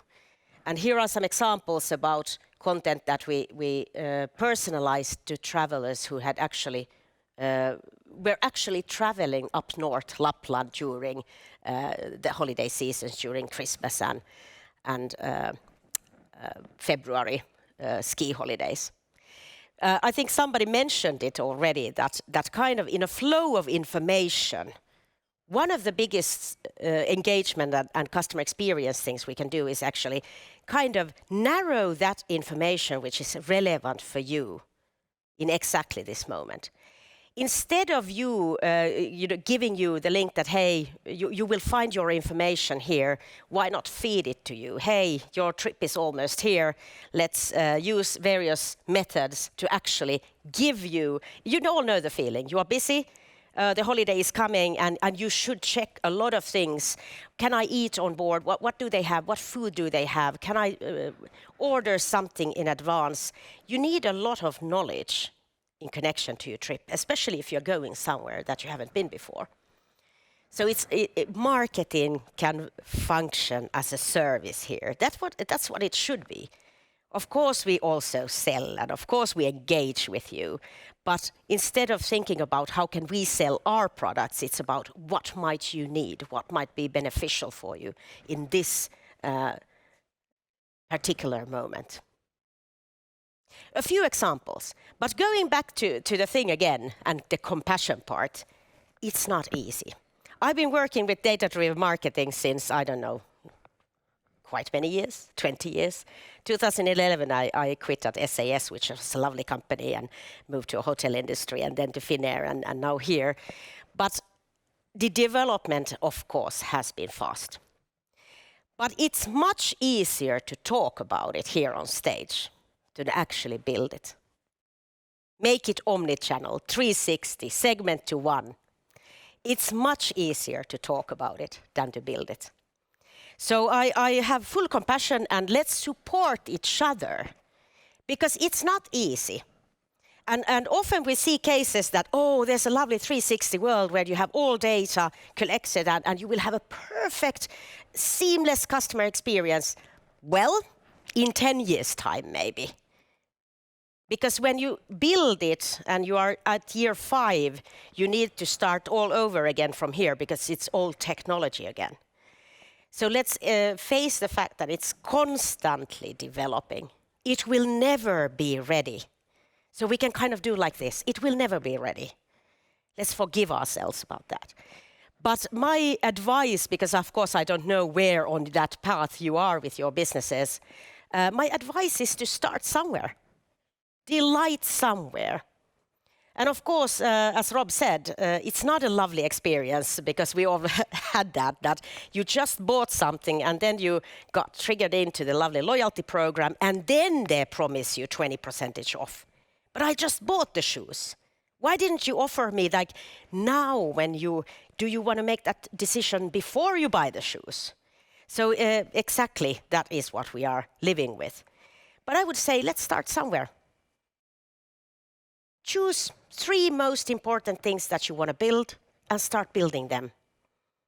Figure out what technology might be the level that you need in your company, because we might have very complicated systems. We might have data platforms and integrations. In our case, of course, it's a lot about moving trains. So you need to integrate each single train into a dynamic revenue management, artificial intelligence-driven system with each booking inventory, and it's complex.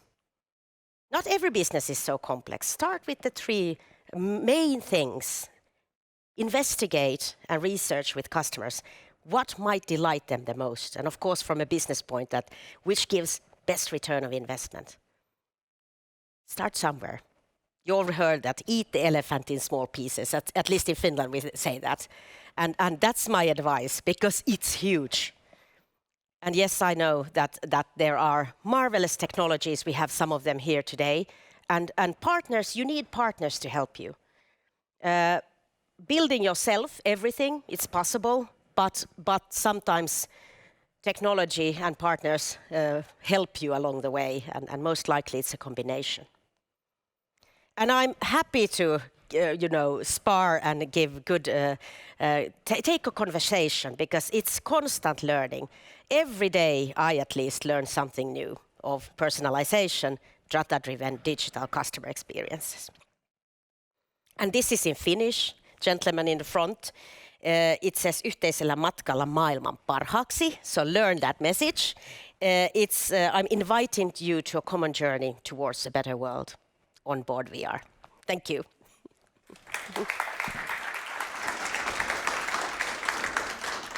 Thank you, Johanna. I'm, if possible, even more inspired by my night train trip that is coming up in June. Lovely. Now, we have one question or two questions online, but do we have questions? Did Mattias understand what the Finnish sentence meant? Do you have to ask that? Do we have questions in the audience here? I'll ask the one that came online. This is an interesting one. How do you identify emotions in your customer experience planning?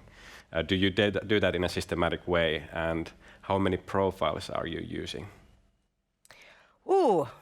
Two questions, I believe. Emotions. Yeah. Well, I would say that as a marketer and a brand builder, is there a world where we wouldn't talk about emotional? This morning I had a conversation regarding emotions. But how we use them, I would say that not that much. Yeah. Of course, it's because I think it's already kind of very advanced thinking. But of course, in the customer, the design part of the experience, naturally, when we, our designers and developers look at the fact that what is actually happening in this moment, naturally, emotions are a part of that. But if we talk about customer treatment models, kind of what kind of profiles are we using, emotions not on that level. Yeah. A good question. Yeah. Maybe we should. There must be frustration sometimes, there must be delight, and there must be everything in between. Yes, typical frustration is delays, cancellations. You all know it, you've been traveling. Yeah. So those situations, and of course in the customer experience part, we try to tackle those things. Yeah. But would we have copywriting, of course, is something where you match your tone of voice when you send your personalized message. So, well, partly it's there. Yeah. And a second question that you kind of answered, but this is such an interesting topic that you're a front runner at VR. You said that your main goal is that your very purpose at VR Group is to be a pioneer in responsible business and also helping Finland to become carbon neutral. How do you see the role of digital marketing on this journey? You kind of mentioned that you're using data from the customers and repackaging it to them, but what else do you do? I would say that communication overall is a big part of telling the sustainable story. We want to convert people to start using the train every once in a while, at least. Not, if you love your car, it's okay, but try it once in a while. And of course, communication is very much digital today. Of course, digital marketing and main part of that personalized message is personalized. So I think it plays a big role. Yeah, thank you. One more question if we have from the audience. Yes, gentleman over there. Hey Johanna, it's Juha. Thanks for the presentation. You reached me yesterday via a partner on Repovesi new stop. And I never give my information on your platform, and I don't register, sorry for that. But anyway, you reached me with the really specific message of getting to a national park with the train during the summer. How intentional was it? And do you actually see like the partner channels as like a relevant way to reach people who don't give you much information about themselves? First of all, I'm lovely about you brought it up, because I think it's a lovely news that we are actually stopping at something called Hillosen Salmi, which is connected to Repovesi. And it has to do with the trend, of course, that domestic travel and nature travel is really popular and trendy at the moment. So we want to make our utmost to get lovely customers to visit that national park.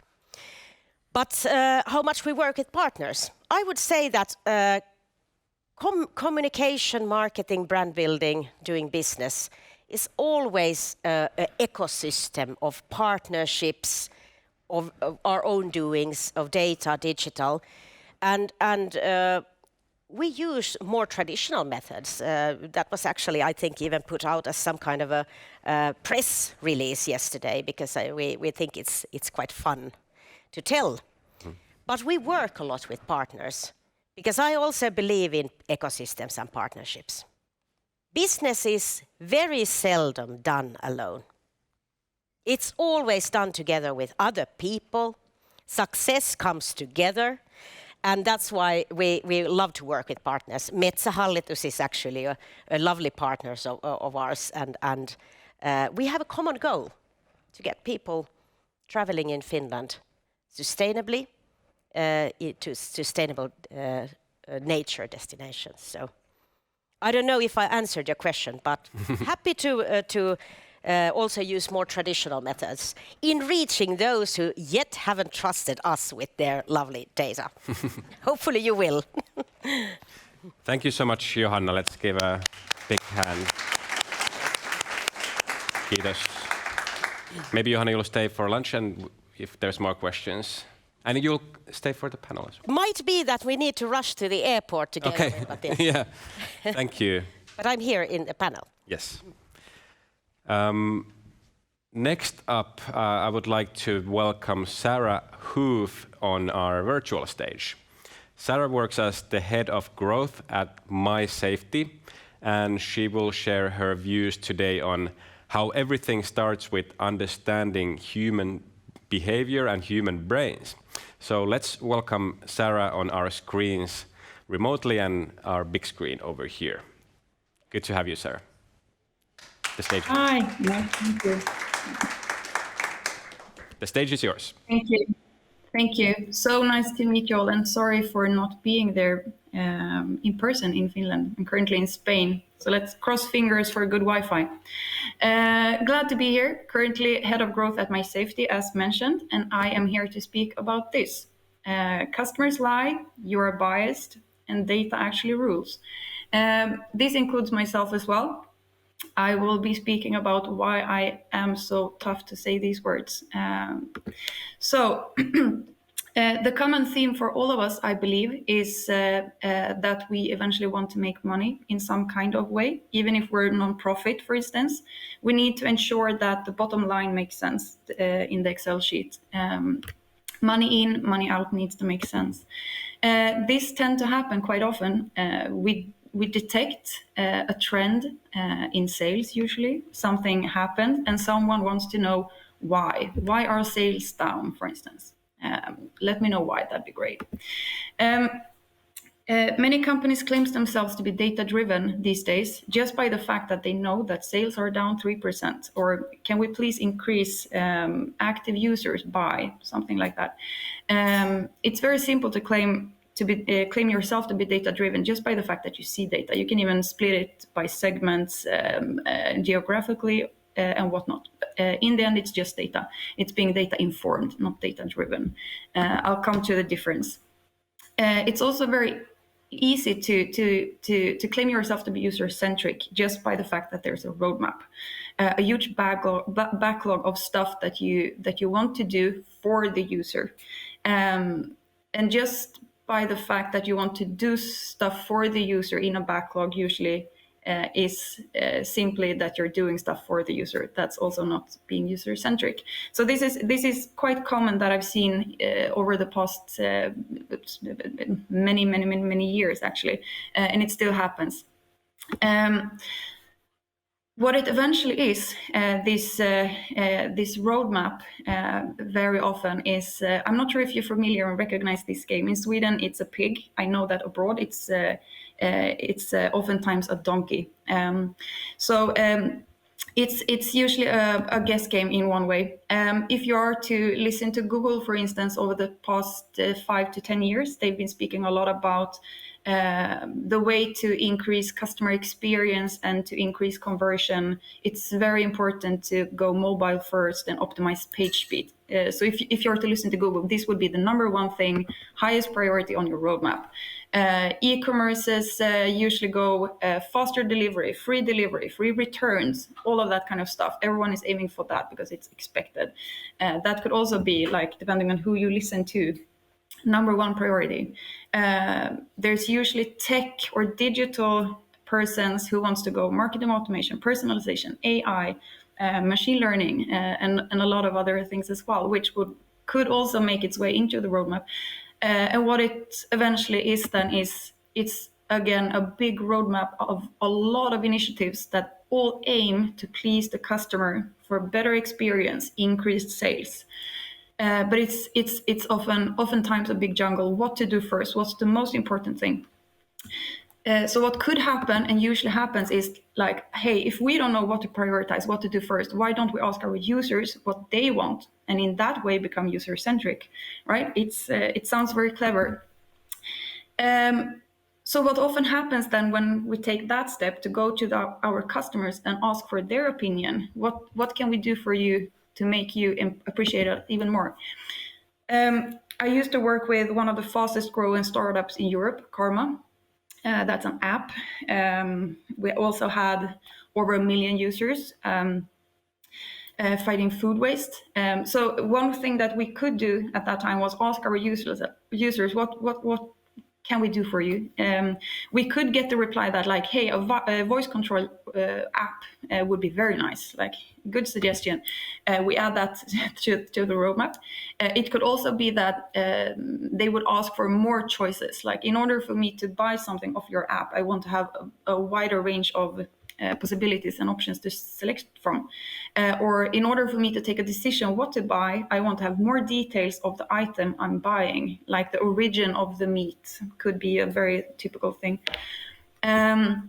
Or the opposite way around, like, what's the reason why you didn't complete the purchase? We just saw that you left a shopping bag full of items. We could get an explanation to why that is, which also led to an hypothesis what to do differently, not to have persons leave their baskets.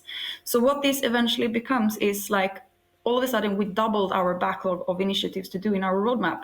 A lot of stuff to do for the user, but we still don't know what to prioritize. What's the most important things for us to do to become user-centric or increase sales?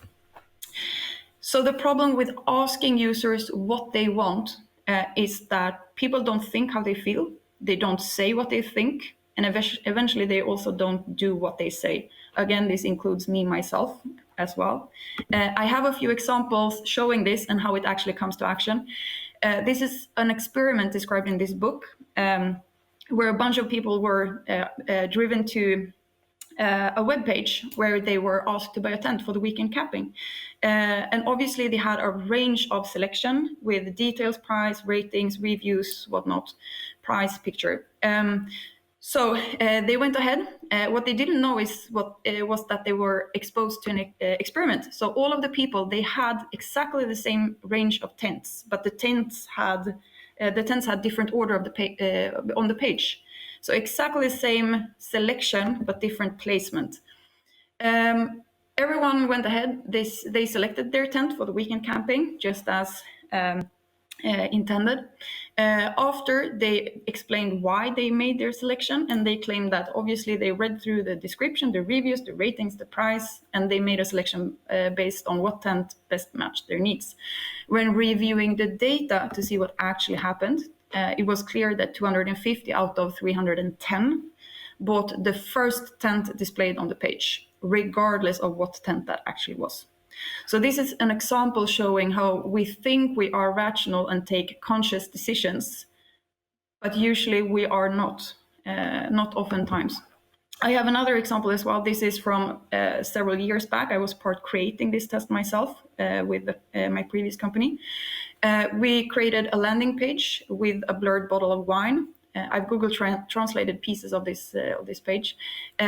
We wanted the visitors of the landing page to guess the price of the bottle, and closest to the actual price won the bottle.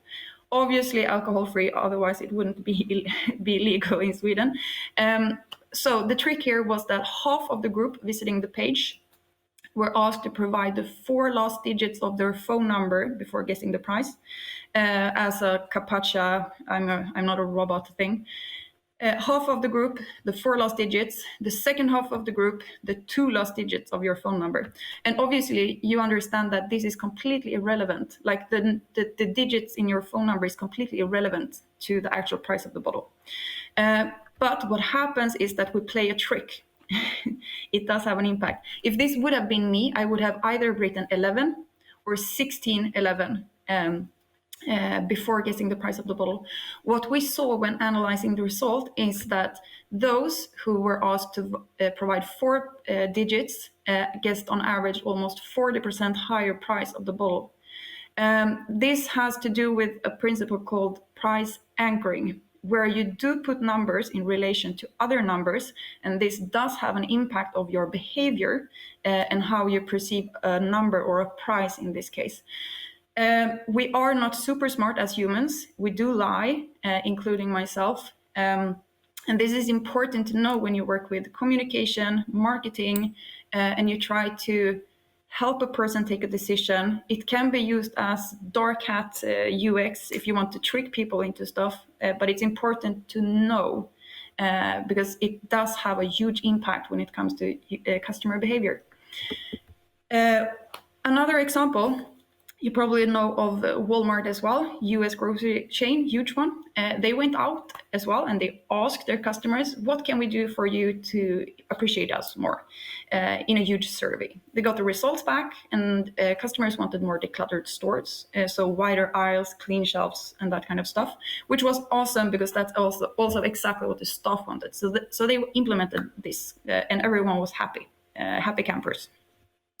When they analyzed the results in sales after this, it was clear that the company lost almost 2 billion in sales year on year after implementing this.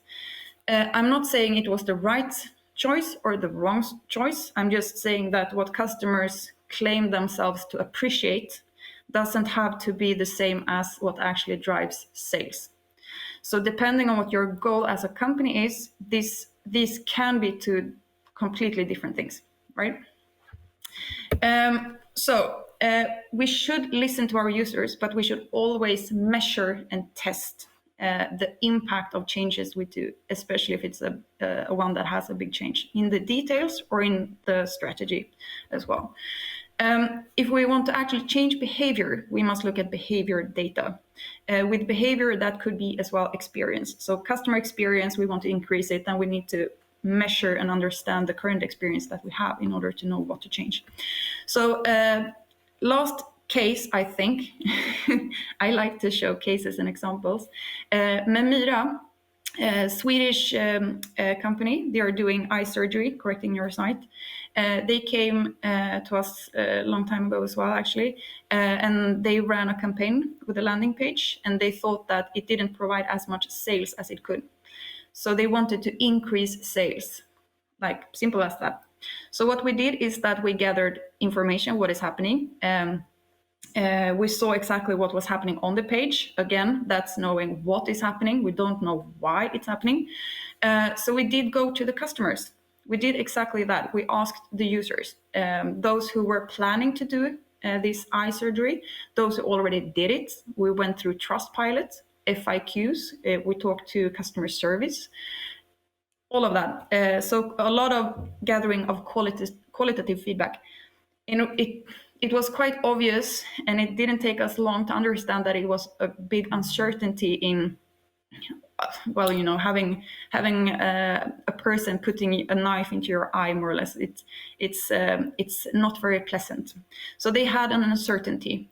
So we knew that we need to work with trust here. We need to increase the trust level. So what we did is that we created a variation of the page. We didn't touch the design, no development needed. Copy was changed. Super simple, anyone could do it. So instead of saying right now, get an exam for whatever it might be, that like apply for the consultation, I think it was in this case, which is focusing on taking a decision right now. It's cheap. That's very in the end of the funnel, decision funnel, which we swap that to increasing motivation. Do you want to live your life without glasses and lenses? That's playing on the reason to why you're doing this in first place.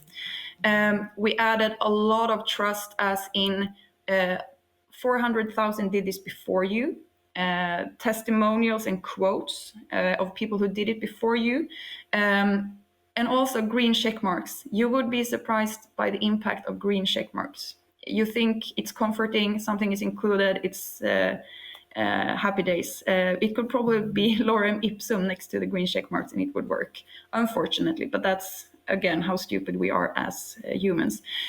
Anyhow, I want to disclaim one thing as well. You see the picture being changed as well. That was actually a test as well. We did swap a woman to 4 white middle-aged men. Guess what? The four white middle-aged men performed better.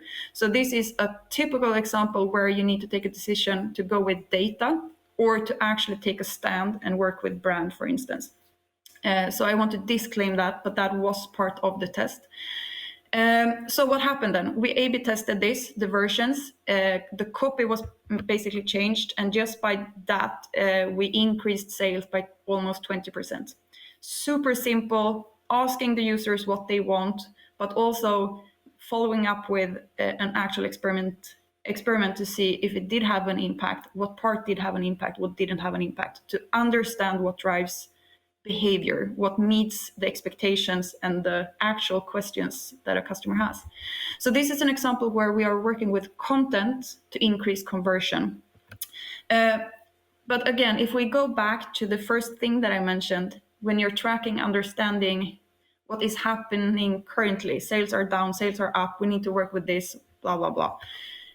There are a few things that you can do as a company to understand your business, the growth, the long-term strategy. To simplify the customer journey, a funnel, we can divide it into acquisition, conversion, and retention. Customer experience goes through all of it, like even more so after conversion. The trick here is that working with customer experience, as in increasing retention, that usually gives us 10 times more value than bringing in one new customer. So experience, as in a good customer journey with high retention, is super important, right? Yet we can see that a lot still work a lot with acquisition, driving traffic, bringing in new customers. It's very common. And the thing here, what differs within this customer journey is that in order to drive acquisition and conversion, like gathering new customers, it's super important to work with motivation, increase the need, and all of that. But when it comes to retention, it works quite opposite. It's more important to work with less friction. So friction has an impact on retention, and this is usually the picture I use to describe it. Ryanair is super good working with motivation to drive conversion. Cheap prices, quick checkout, all of that. But then when you're later standing there in the rain, they grab your bag because it's like 1 gram too heavy, you need to check it in, they sell you tickets on the flight. You get this friction behavior, and it doesn't have that good impact on you being as motivated to buy a second ticket, right? So just to visualize the idea that I'm going for with motivation, friction, as in new customer, retained customer, as in customer experience. So you need to know what you're measuring to understand your business, the impact short-term and long-term. So another case, when I was working with Save the Children, we were basically doing nitty-gritty analytics in their, the commercial side where they bring in money, basically. And we wanted to do a quite simple test. We wanted to swap the payment methods to check the impact, short-term, long-term, and all of that. So we went live with very simple test. We swapped the order of the payment methods. We removed the simple ones. So we actually crashed conversion by 20%. They lost 20% of their sales on their site. So, people were calling us, there were red alarms, the boss was pissed, and we were like, hold on, we're not measuring conversion, sit tight, trust us. And we let this run for a bit. And what actually did happen after some time, when we came to the stage where we actually could analyze the result we wanted to see, we saw that we grew revenues with 12% over time, which is exactly what we wanted to do. So what you're measuring will have an impact on what you also achieve. And this is very common as well. If I look into my safety where I currently work, we have different sales channels optimizing for their KPIs. That's not necessarily aligned or exactly the same thing as company goals over 10 years horizon. So this is very important. What you measure is what you eventually become. So it's when working with customer experience, retention, and long-time growth, it's important to understand those who really appreciate us. What do they do? What do they experience? What's the key segment of users? Can we have more do the same thing? Can we gather more of those users, regardless if it's an e-commerce, an app, or a service, B2B or such? It's to understand the core, what's the value we bring to customers. So just as an example as well, these are some very common measures that are usually shared, especially the first one. I'm not sure if you're familiar with other ones. Facebook know that in order to understand the core value of their app, their service, you need to have friends on the platform. And they know that the key is 7 friends in 10 days. That's when you realize the value. Barry's School of Communication, that's where I was part as well. We understood that in order to apply for a program, you need to see program and course pages. So we swapped the whole navigation and we forced people to see both, which increased their conversion online with almost 60%. Menigo, the same thing. We saw that using site search was more important than using navigations. We swapped that out and increased the search. That also increased overall sales and reoccurring payment and visits by, I think, 45 or even 50% as well. Slack platform, 2,000 messages and you're hooked. So they're forcing you to write a lot. And with Karma, the app I worked, we know it all. It's a marketplace. We have B2B and B2C. We know exactly what to do in what order, at what stage, maturity stage per market, because we know the data, we know the customers, and we know the need. So it's all about becoming a Truman detective, understanding the value and the need that you bring to a customer. What do they do to unlock that value? How can we measure it, get more to do the same thing, and what's the friction parts that we need to eliminate? And that's eventually the way to become user-centric and data-driven. So it's all about data, understanding what works and what doesn't, consumer psychology, how we function in our brains, in the details, but also strategy, and then follow up with measuring to see what actually has an impact, what to focus on going forward. And that's it. And when I share the slides later, I know that you will do that. I do have a few extra slides on common mistakes when it comes to this, when you automate stuff just for the fact that you need to automate stuff and what can happen. It all depends on what you put in there. So there are more slides later. Thank you, Sarah. Let's give a round of applause to. If you can hear us, it's sometimes difficult to present to a one-way audience. You only see your screen and we see you, but I can assure you that you had a very engaged audience here taking notes. So thank you for a very thank you for a very interesting talk, useful tips. Any questions in the audience for Sarah? We got some questions here online as well, if you're still with us. Question related to the cognitive biases and heuristics that people use. Do you have some tips on how to learn about our brains functioning? How do we function as humans, and what kind of cognitive biases are important for marketers? Yes. Oh, I have actually a long reading list. hold on, there's an echo. I'll decrease my own sound. I have a long reading list with very good articles. There's a few talks that are really helpful to understand. But I think to simplify it, to give a very short answer, because there's multiple behavioral principles to know of and to follow, or to use or to avoid. But I think the core here is to understand that we are not smarter or more developed than what we were several thousand years back when we tried to survive in completely different circumstances. So basically we function as monkey. We are very triggering on, when something moves, it's a threat. That kind of stuff, which is important to know when you work with content, animations, colors, hierarchy of stuff. There's a bunch. I don't even know where to start. But the short answer is that we function as monkey. We are super lazy. Key is to survive.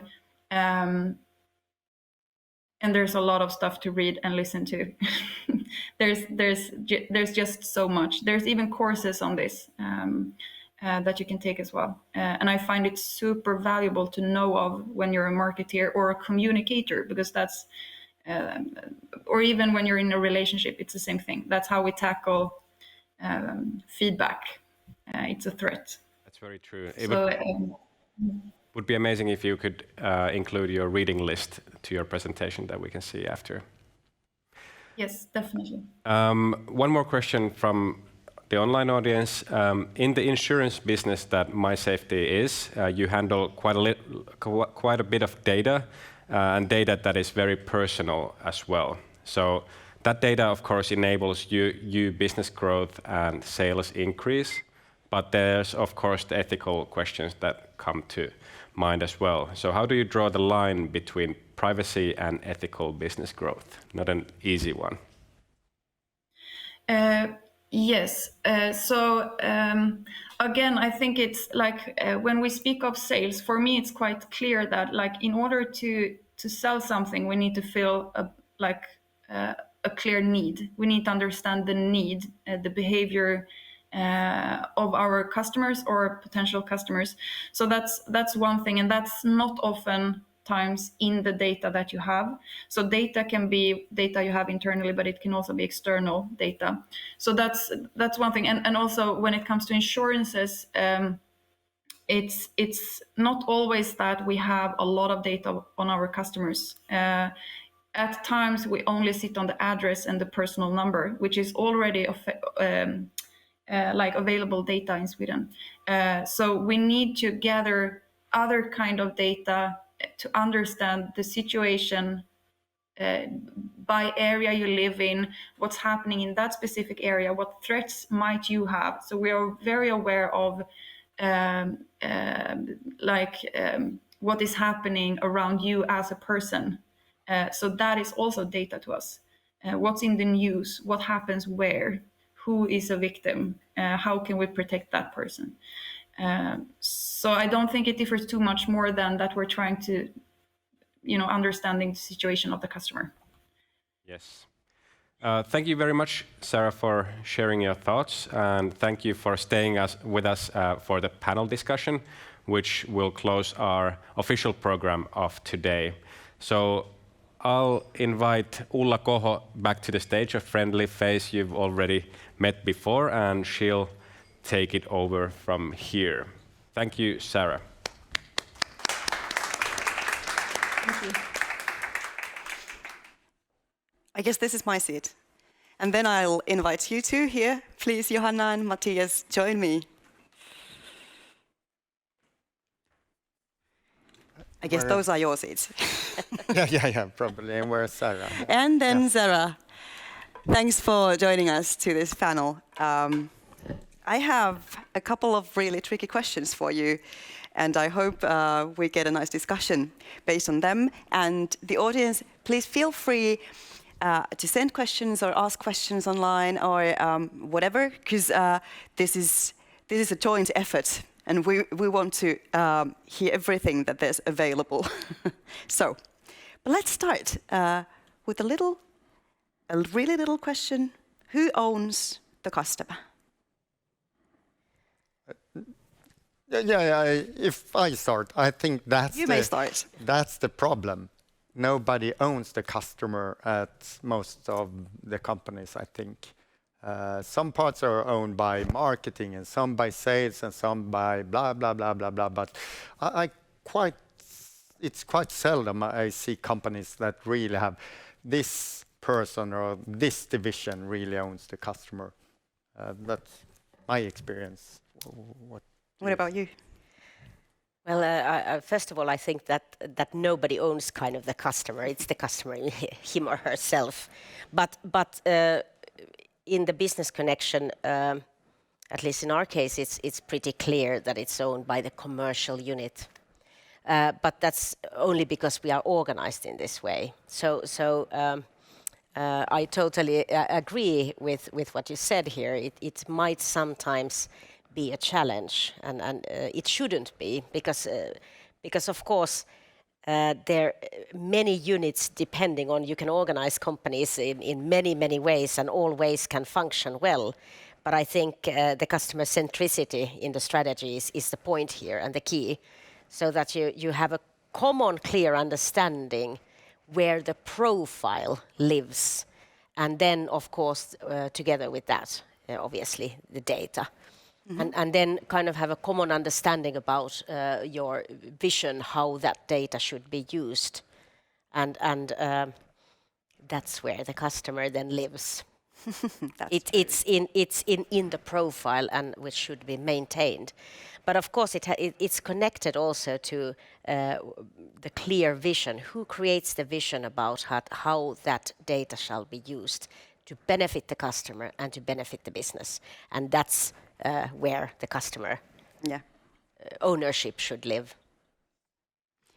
Yeah. What about Sarah? Yeah, I'm thinking it's quite similar to what I spoke of very briefly before, where and Mattias as well, where we have silos in the company.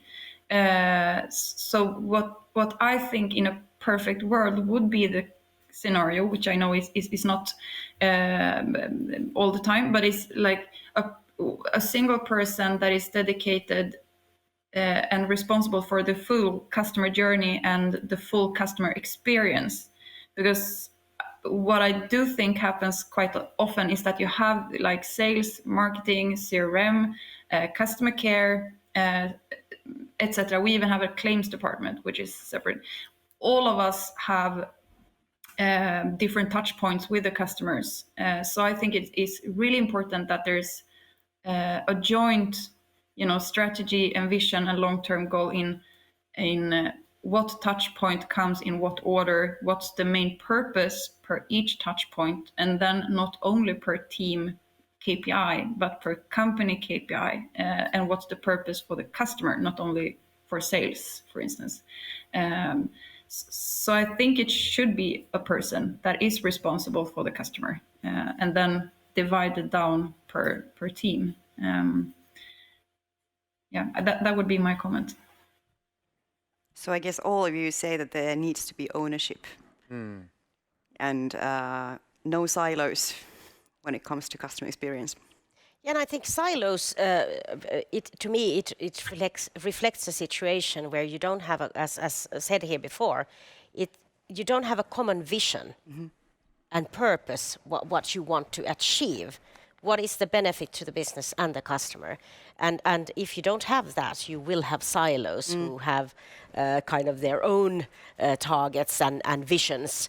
And I think the building of that vision should be owned by somebody who creates the big picture about what part to go. Because in real life, of course, it's really, in today's world, competent, fully energetic, empowered people will make decision each day about how to improve that customer experience.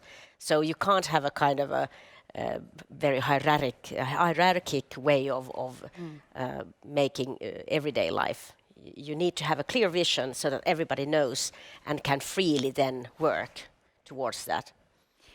Okay, when you talk about the vision, how do you actually create that vision, and how are the information needs and motives clarified? Who does that? Do you have a process? Do you have a method?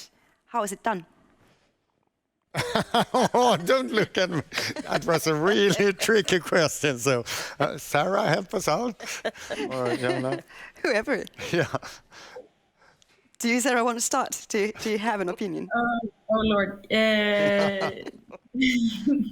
No, but I think there's actually a method or a process for this that I do find useful when it comes to setting a vision short and long term, which is called OKRs.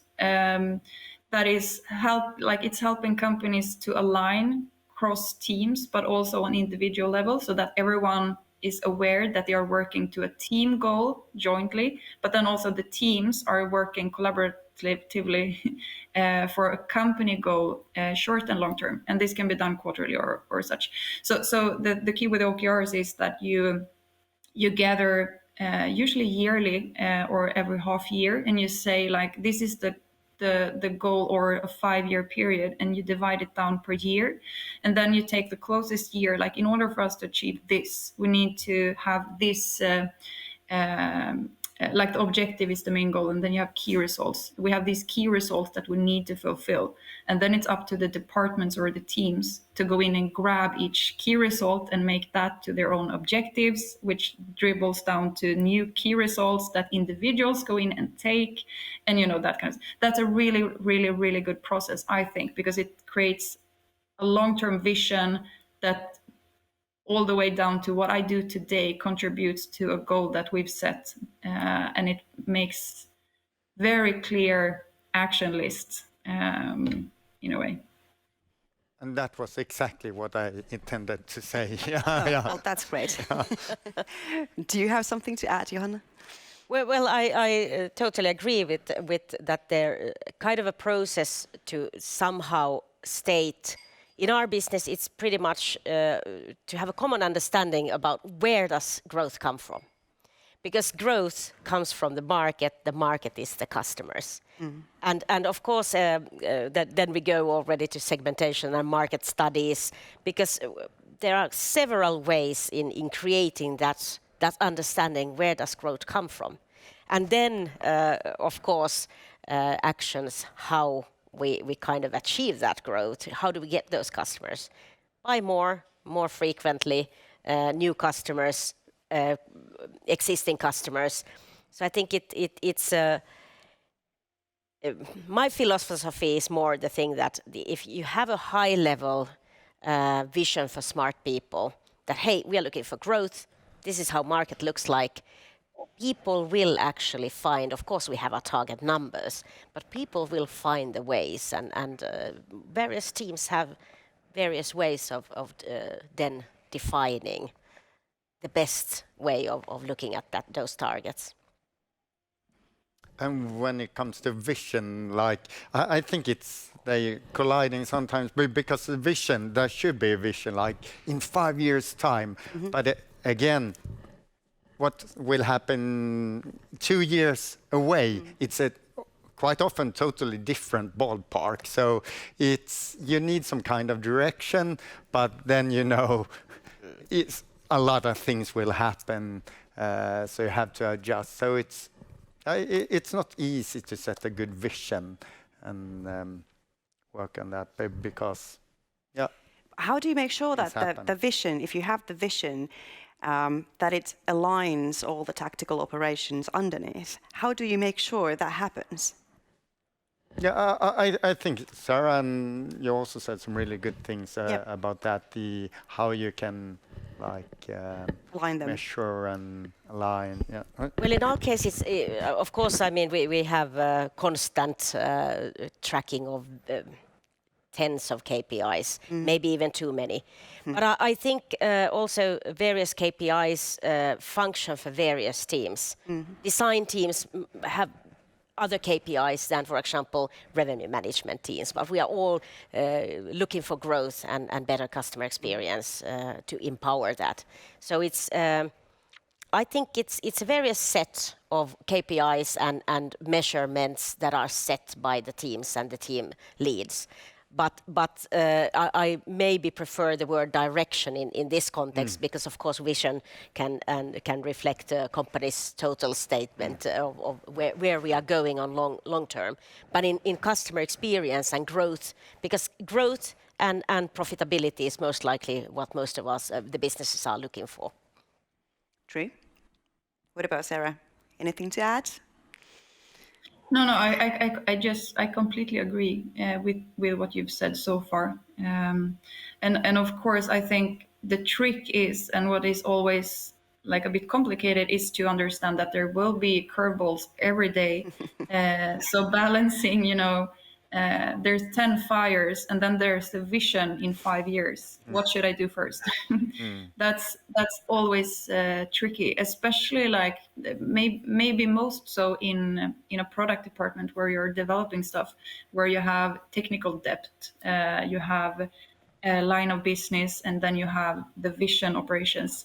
And there are a few tricks to handle that as well, with dividing the time, doing risk analysis, and there are even models for how to prioritize as well. So there are ways to work with it, but it is tricky. It's super, super tricky. And it's, of course, easier to put a fire down than to work with something that you get impact on in 5 years. So it's tricky.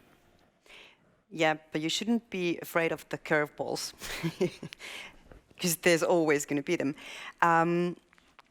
What do you think is required of a company to deliver a real-time and immersive service then?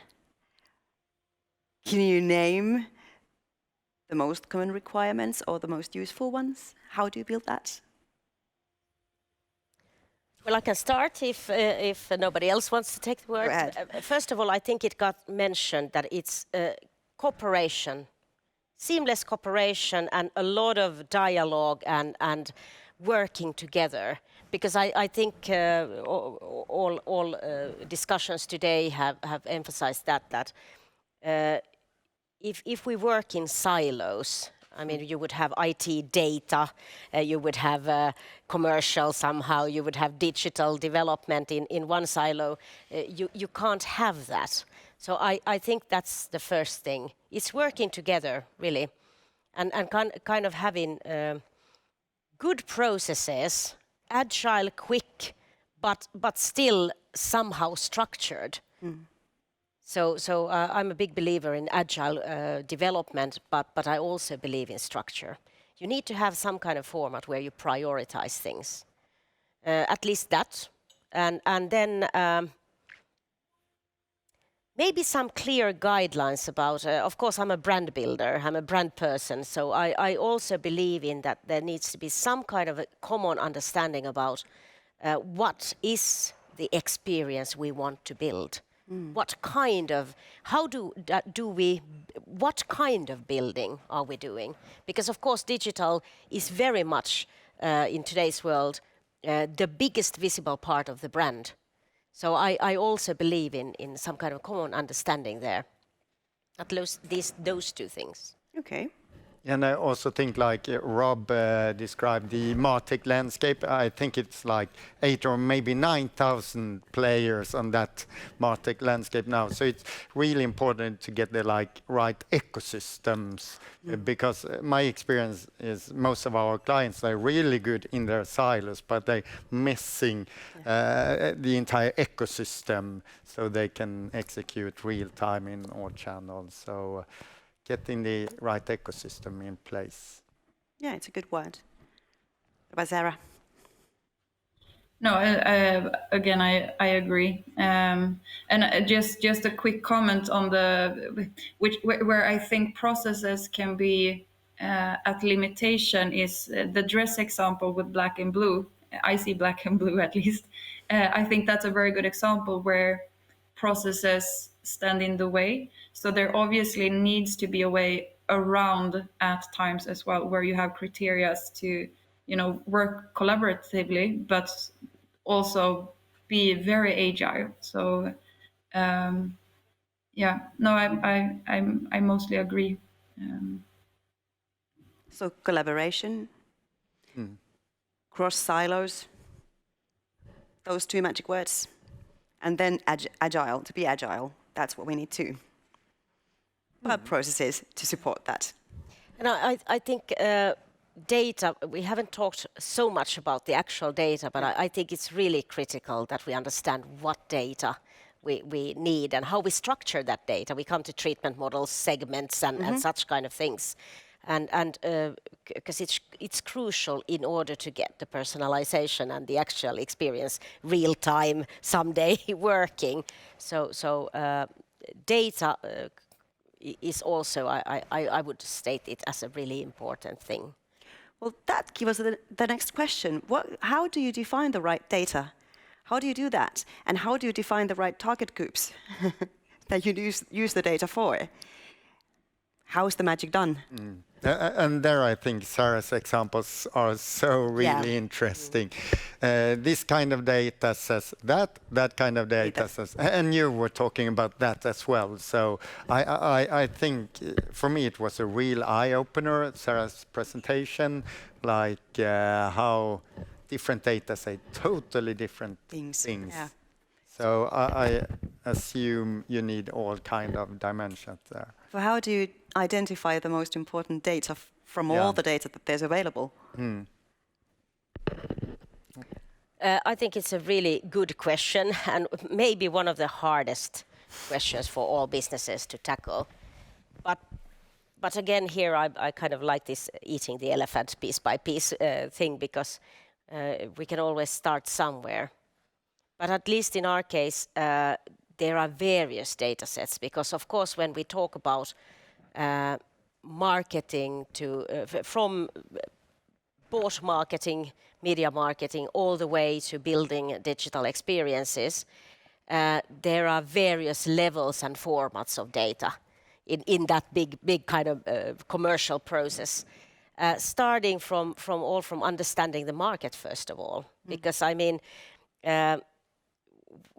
you can go all the way to the segment of one in really personalizing things, but I think especially if you're looking for growth, you really need to understand the market. So you need to have a lot of market data. How does the market function? And the market are the customers, the competitors, the trends, everything from that big picture to various sets of data where we really work real-time segmentations, so kind of RFM segmentations, which you use then in real time to personalize, may it be marketing or the experience online. Yeah, and Sarah, you had really great examples of that. I guess you've got something to add, maybe? Yeah, I'm like, this is my favorite topic.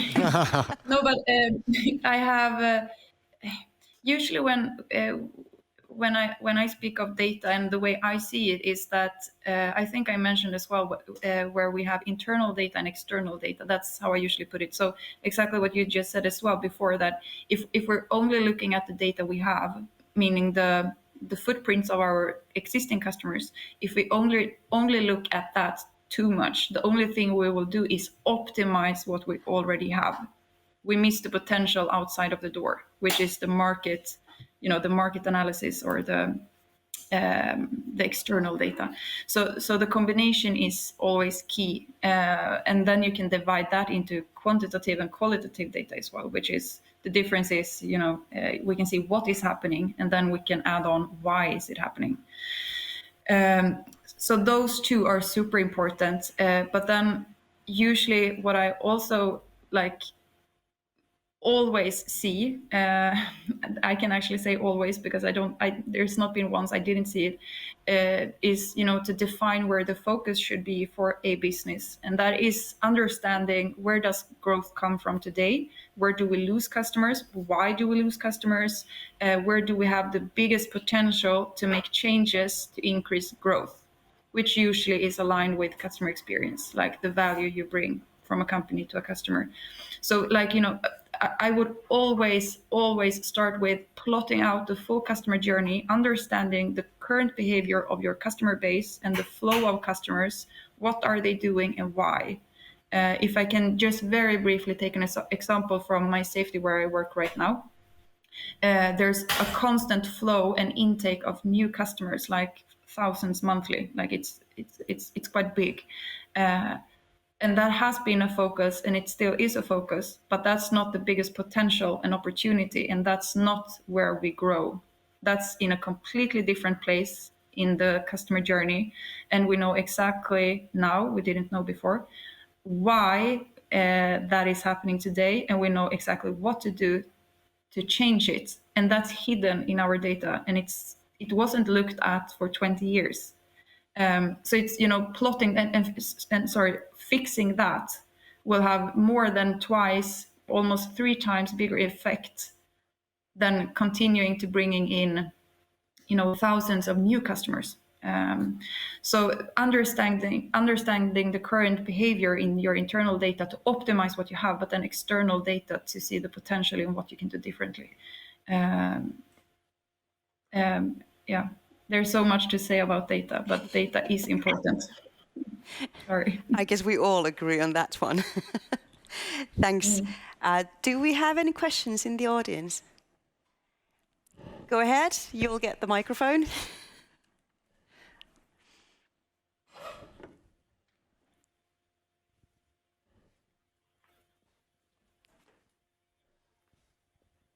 Hi, thank you. I just, there's a lot of talk about data.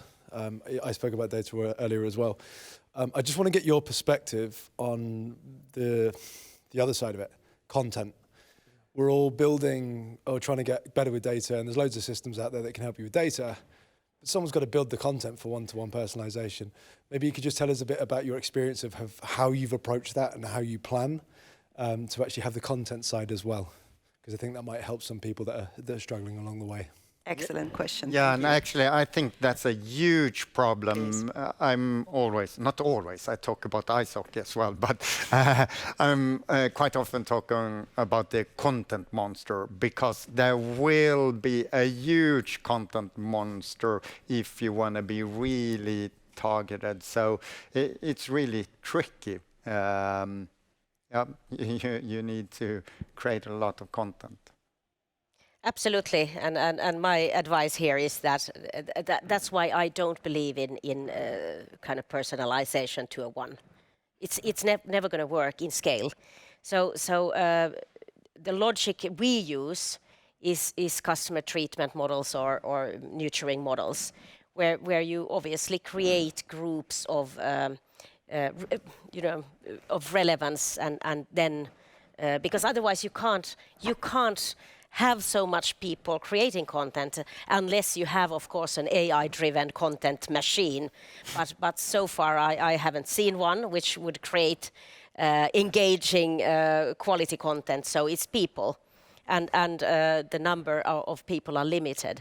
But I think, of course, I should have Ilona in my lovely team who's taking care of the content. But it's a machine. Today, and I believe that it's of huge importance to have quality content. It can't be just, because what's the value of personalization if you will have, any content? You really need to put emphasis on what is the message I want to actually express to these customers. So we create treatment models, logics, so it's basically structure of who should get and what, because as you say, this is massive, and I think sometimes we talk all too little. So I'm very happy about your question here, because we talk all too little about that part of personalization, which actually is requiring a lot of work. Yeah, absolutely. What about Sarah online? Yeah, no, content is. Like I mentioned, the last few slides, there's a few examples there. I also like, in your previous speech, you mentioned, you buy a pair of shoes and the day after you get a 20% discount to buy something. That's also content. So usually, everyone knows it's important to work with content in massive scale. And what usually happens is that you start to create content and send newsletters or this month's report, or and in the end it just becomes buzz. And then someone says we need to automate stuff and personalize stuff, and then it just becomes automated content that is irrelevant. And personalized usually depends on what data you put in there. So usually it's not even personalized, it's just irrelevant. So content is key. It's better to do less, but correct. Yeah. So you need to set value, like the relevance and the timing and the segment. So my recommendation would be, don't send anything, don't say anything unless you know it's wanted. Like it brings a purpose and a value, because there's so much. Like one of my slides in the end as well shows what happened after I had an Adidas case, exactly as you mentioned, where I bought a pair of Stan Smiths, and then they tried to upsell me another pair of Stan Smiths in another color in the checkout. And when completed, they said, maybe you also want to do this because others did. And it was another shoe which looked exactly the same, but without stripes. And then they started to send me 55 emails, I think it was, with 55. Personalized again. So yeah. No, I think content is key if done in the correct way. Else you shouldn't do it at all. And it all depends on the data you put in there. Else it's just automated shit. I think I usually say shit in, shit out, and then you automate it. It's still shit. It's, that's my comment. Yeah. And I think also from kind of the customer experience point of view, I think worst cases are such things that you have, for example, a claim that you are waiting for a reply, and then the same company keeps, maybe we also have done it sometimes, but you keep, getting these lovely personalized messages, and you're like, hey guys, can you look in the data that I'm actually waiting for an answer for another question? So it gets tricky. So I'm really totally aligned here with Sarah on the thing that less is more. Why personalize, a lot of shit if you can, do one thing with quality and that will engage and increase preference much more than a huge set of just, somehow personalized. Yeah. That's the ice hockey sentence that we Finns know: win the right games. It's like exactly. It's wrap the right shit, I guess. Yeah, and actually I have one really important advice, so maybe you should write it down now. But jokes aside, but most companies, they like spamming with emails. And in the same meeting, they're talking to me, we want to be relevant, we want to be personalized. And then I go into the data and I can see, approximately half of your respondents never open your emails.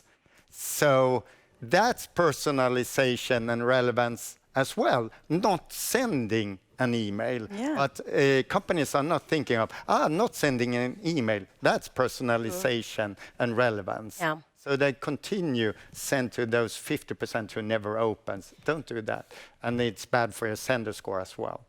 I think that's also a very important point, because at least in my experience, what happens when you really start creating the treatment models or nurturing models, you actually end up sending much less. That's actually what happens, because you have designed where the content should be sent out and what is relevant. You get improved results by sending or doing much less, actually, as engagement. So per engagement kind of value goes up, but the frequency might go down. Have the customers actually started expecting that, or have the customers' expectations changed, like during the last 2 years, or what's your experience on that? I think relevance is getting more and more important. Yeah. I don't know if that's a good answer, but yeah. Yeah, more relevance. I do agree. I mean, somebody sets the standard, and as we heard here, humans are quite quick to learn, and we all know when you have seen best practices, you start to expect that. And that is why kind of the challenge will be there if you know you have your forerunners in digital experiences. Going the next level will be combining really huge time digital and physical, so that it's lovely seamless. So that is setting the standard, and that makes it harder for everybody who's only starting, because you will get the standard from the world class. It's a global world, so your world class best practices are global. Yeah, that's true. They set the bar, don't they? Yeah. What about Sarah? Any ideas on that? No, but I guess we've all seen it with GDPR, PSD2, Apple updates on iOS. We keep seeing these trends of data privacy, and I think that's all aligned with customer expectations. Spamming too much, it has to be relevant. It has to be asked for in first place. With consents and whatnot. So yes, I definitely think we've seen that over the past years, and that I do think, as a marketer in the backbone in one way, I find it positive, because it puts pressure on us as companies and marketers to actually work with relevance, value, and do the right things, and not to only spam, because it's not asked for, and it works not as good as it did for 10 years ago. Yeah, that's my comment. Yeah, thanks. I've got a really nice question for all three of you. If you think about great customer experience, what is your benchmark? What is the company that does it the best, if you're asked? And why? It's a tricky one, isn't it? Who's best at customer experience? Yeah.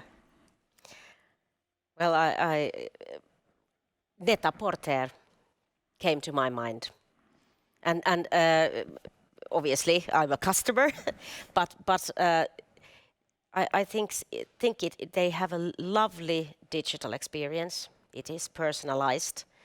The shopping experience is great, but it's really absolutely fantastically combined to a physical experience when your package arrives. I don't know, those of you who have bought something from Net-a-Porter, the lovely package when it arrives, it's like really nicely packed, and you unwrap it.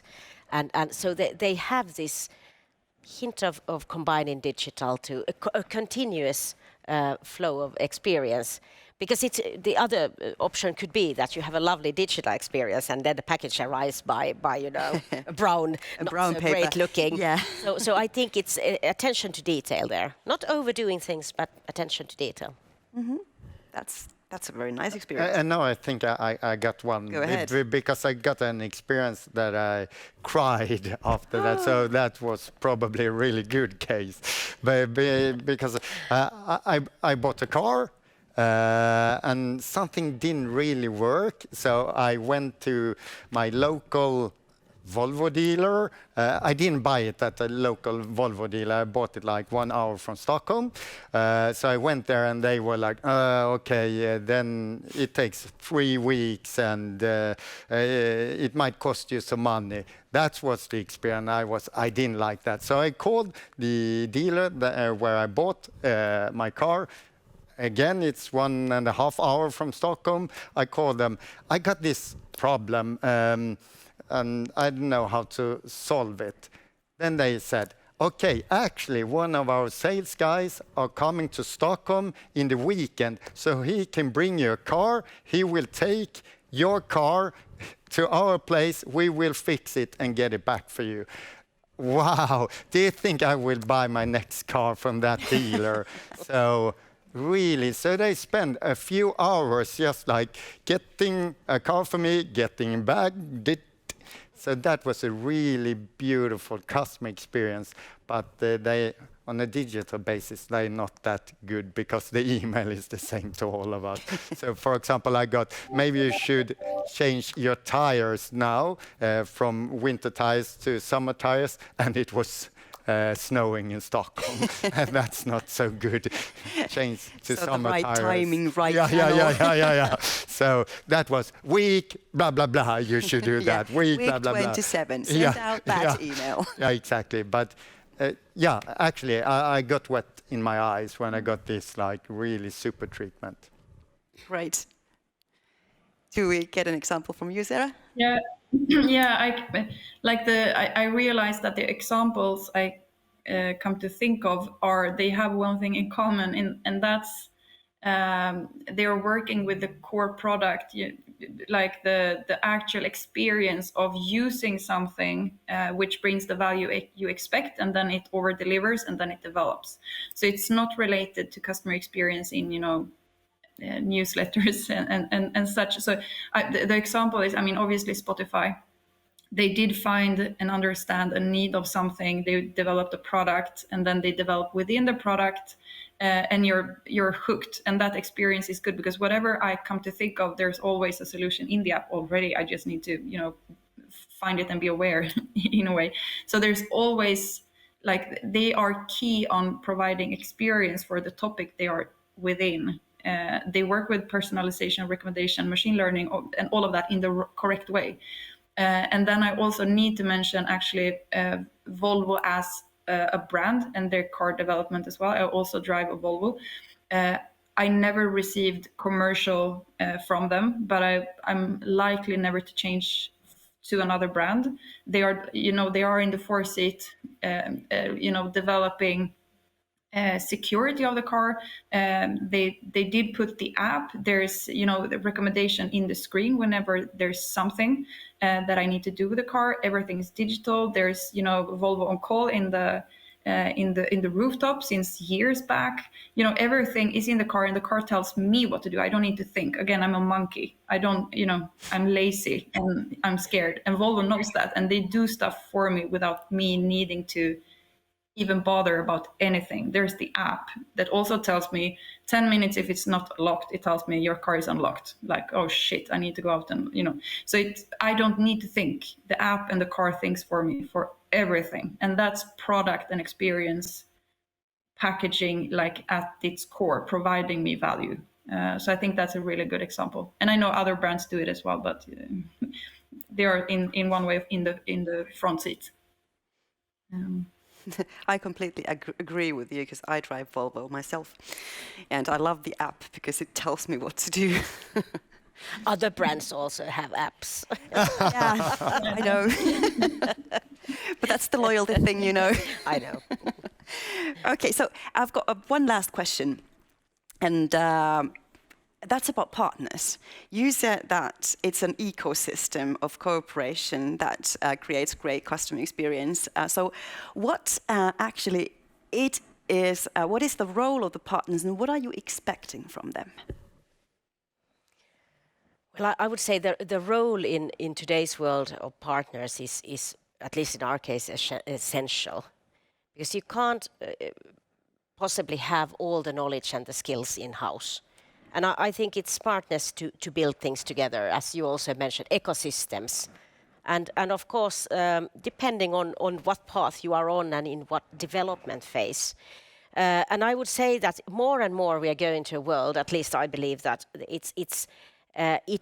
business is about ecosystems. And of course, the big thing is how to create a common vision and target setting together with partners. Because of course, I don't believe that those days are over when we had partners and they had their visions and target setting. It's common target setting. The projects might last for months, years even. And you kind of have organizations within organizations who are suddenly a group of people working for 4 different companies. And I think that's maybe another topic for another Miltton seminar, the ways of working and kind of creating culture becomes more and more challenging because you will have subcultures of groups who are working with digital and creative topics. But ecosystems of partners, that's future and that's the reality we work with. Great. I agree, of course. What about, maybe we take Sarah, so that you're not the last one always. No, but I also think it's an ecosystem, and also with partners you have like that's another kind of experience and insights that you put in as well. So it brings that kind of add-on as well. So definitely an ecosystem. It will bring other angles to topics, new data points depending on what kind of partners we're speaking of. So no, definitely, I think that's the way forward as well.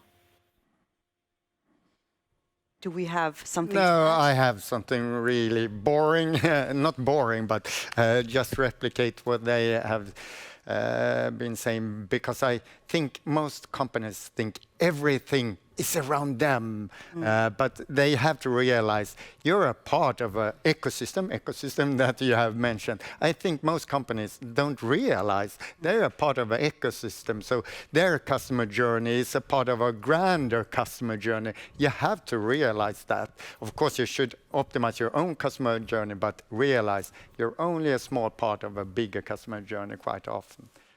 And if I may continue there, as an example of a case where this becomes really kind of a common thing is when we look at door-to-door services in our case.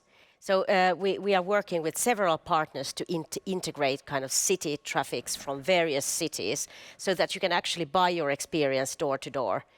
All the way from electric cars to taxi services to city buses, so that you don't need to jump as a customer to several points to buy that. So that's something that we've been working on hard for the past year and launching a lot of those services. Heavy integration work again takes months, but it's there. So go and try it out. You can buy the bus services in plenty of the cities in Finland actually from our app. But again, couldn't be done unless we had the partners agreeing that let's do this together. So again, kind of an example, an ecosystem. Yeah, a really great example. And we all realize the need behind that. Yeah, great. Thank you. Do we have any more questions? No, not that I see anything. Okay, well then, thank you, panelists. I'll close the panel discussion here, and thank you for everybody joining us here and online. I guess we all agree that what we learned today is that you have to think about the whole entire value chain when you create services and products, and we've got great examples of that today. Thank you all to all the keynote speakers, and one thing that comes to my mind is that we need to collaborate and we need to have joint efforts to create great customer experience, and that's what we here at Miltton and with SAP are trying to do. We try to make the magic happen. What is required for that is lunch. And lunch is served at the moment here, and hopefully you, Sarah, get lunch there too, wherever you are. So thank you, everybody, and maybe we see you next time. Thank you.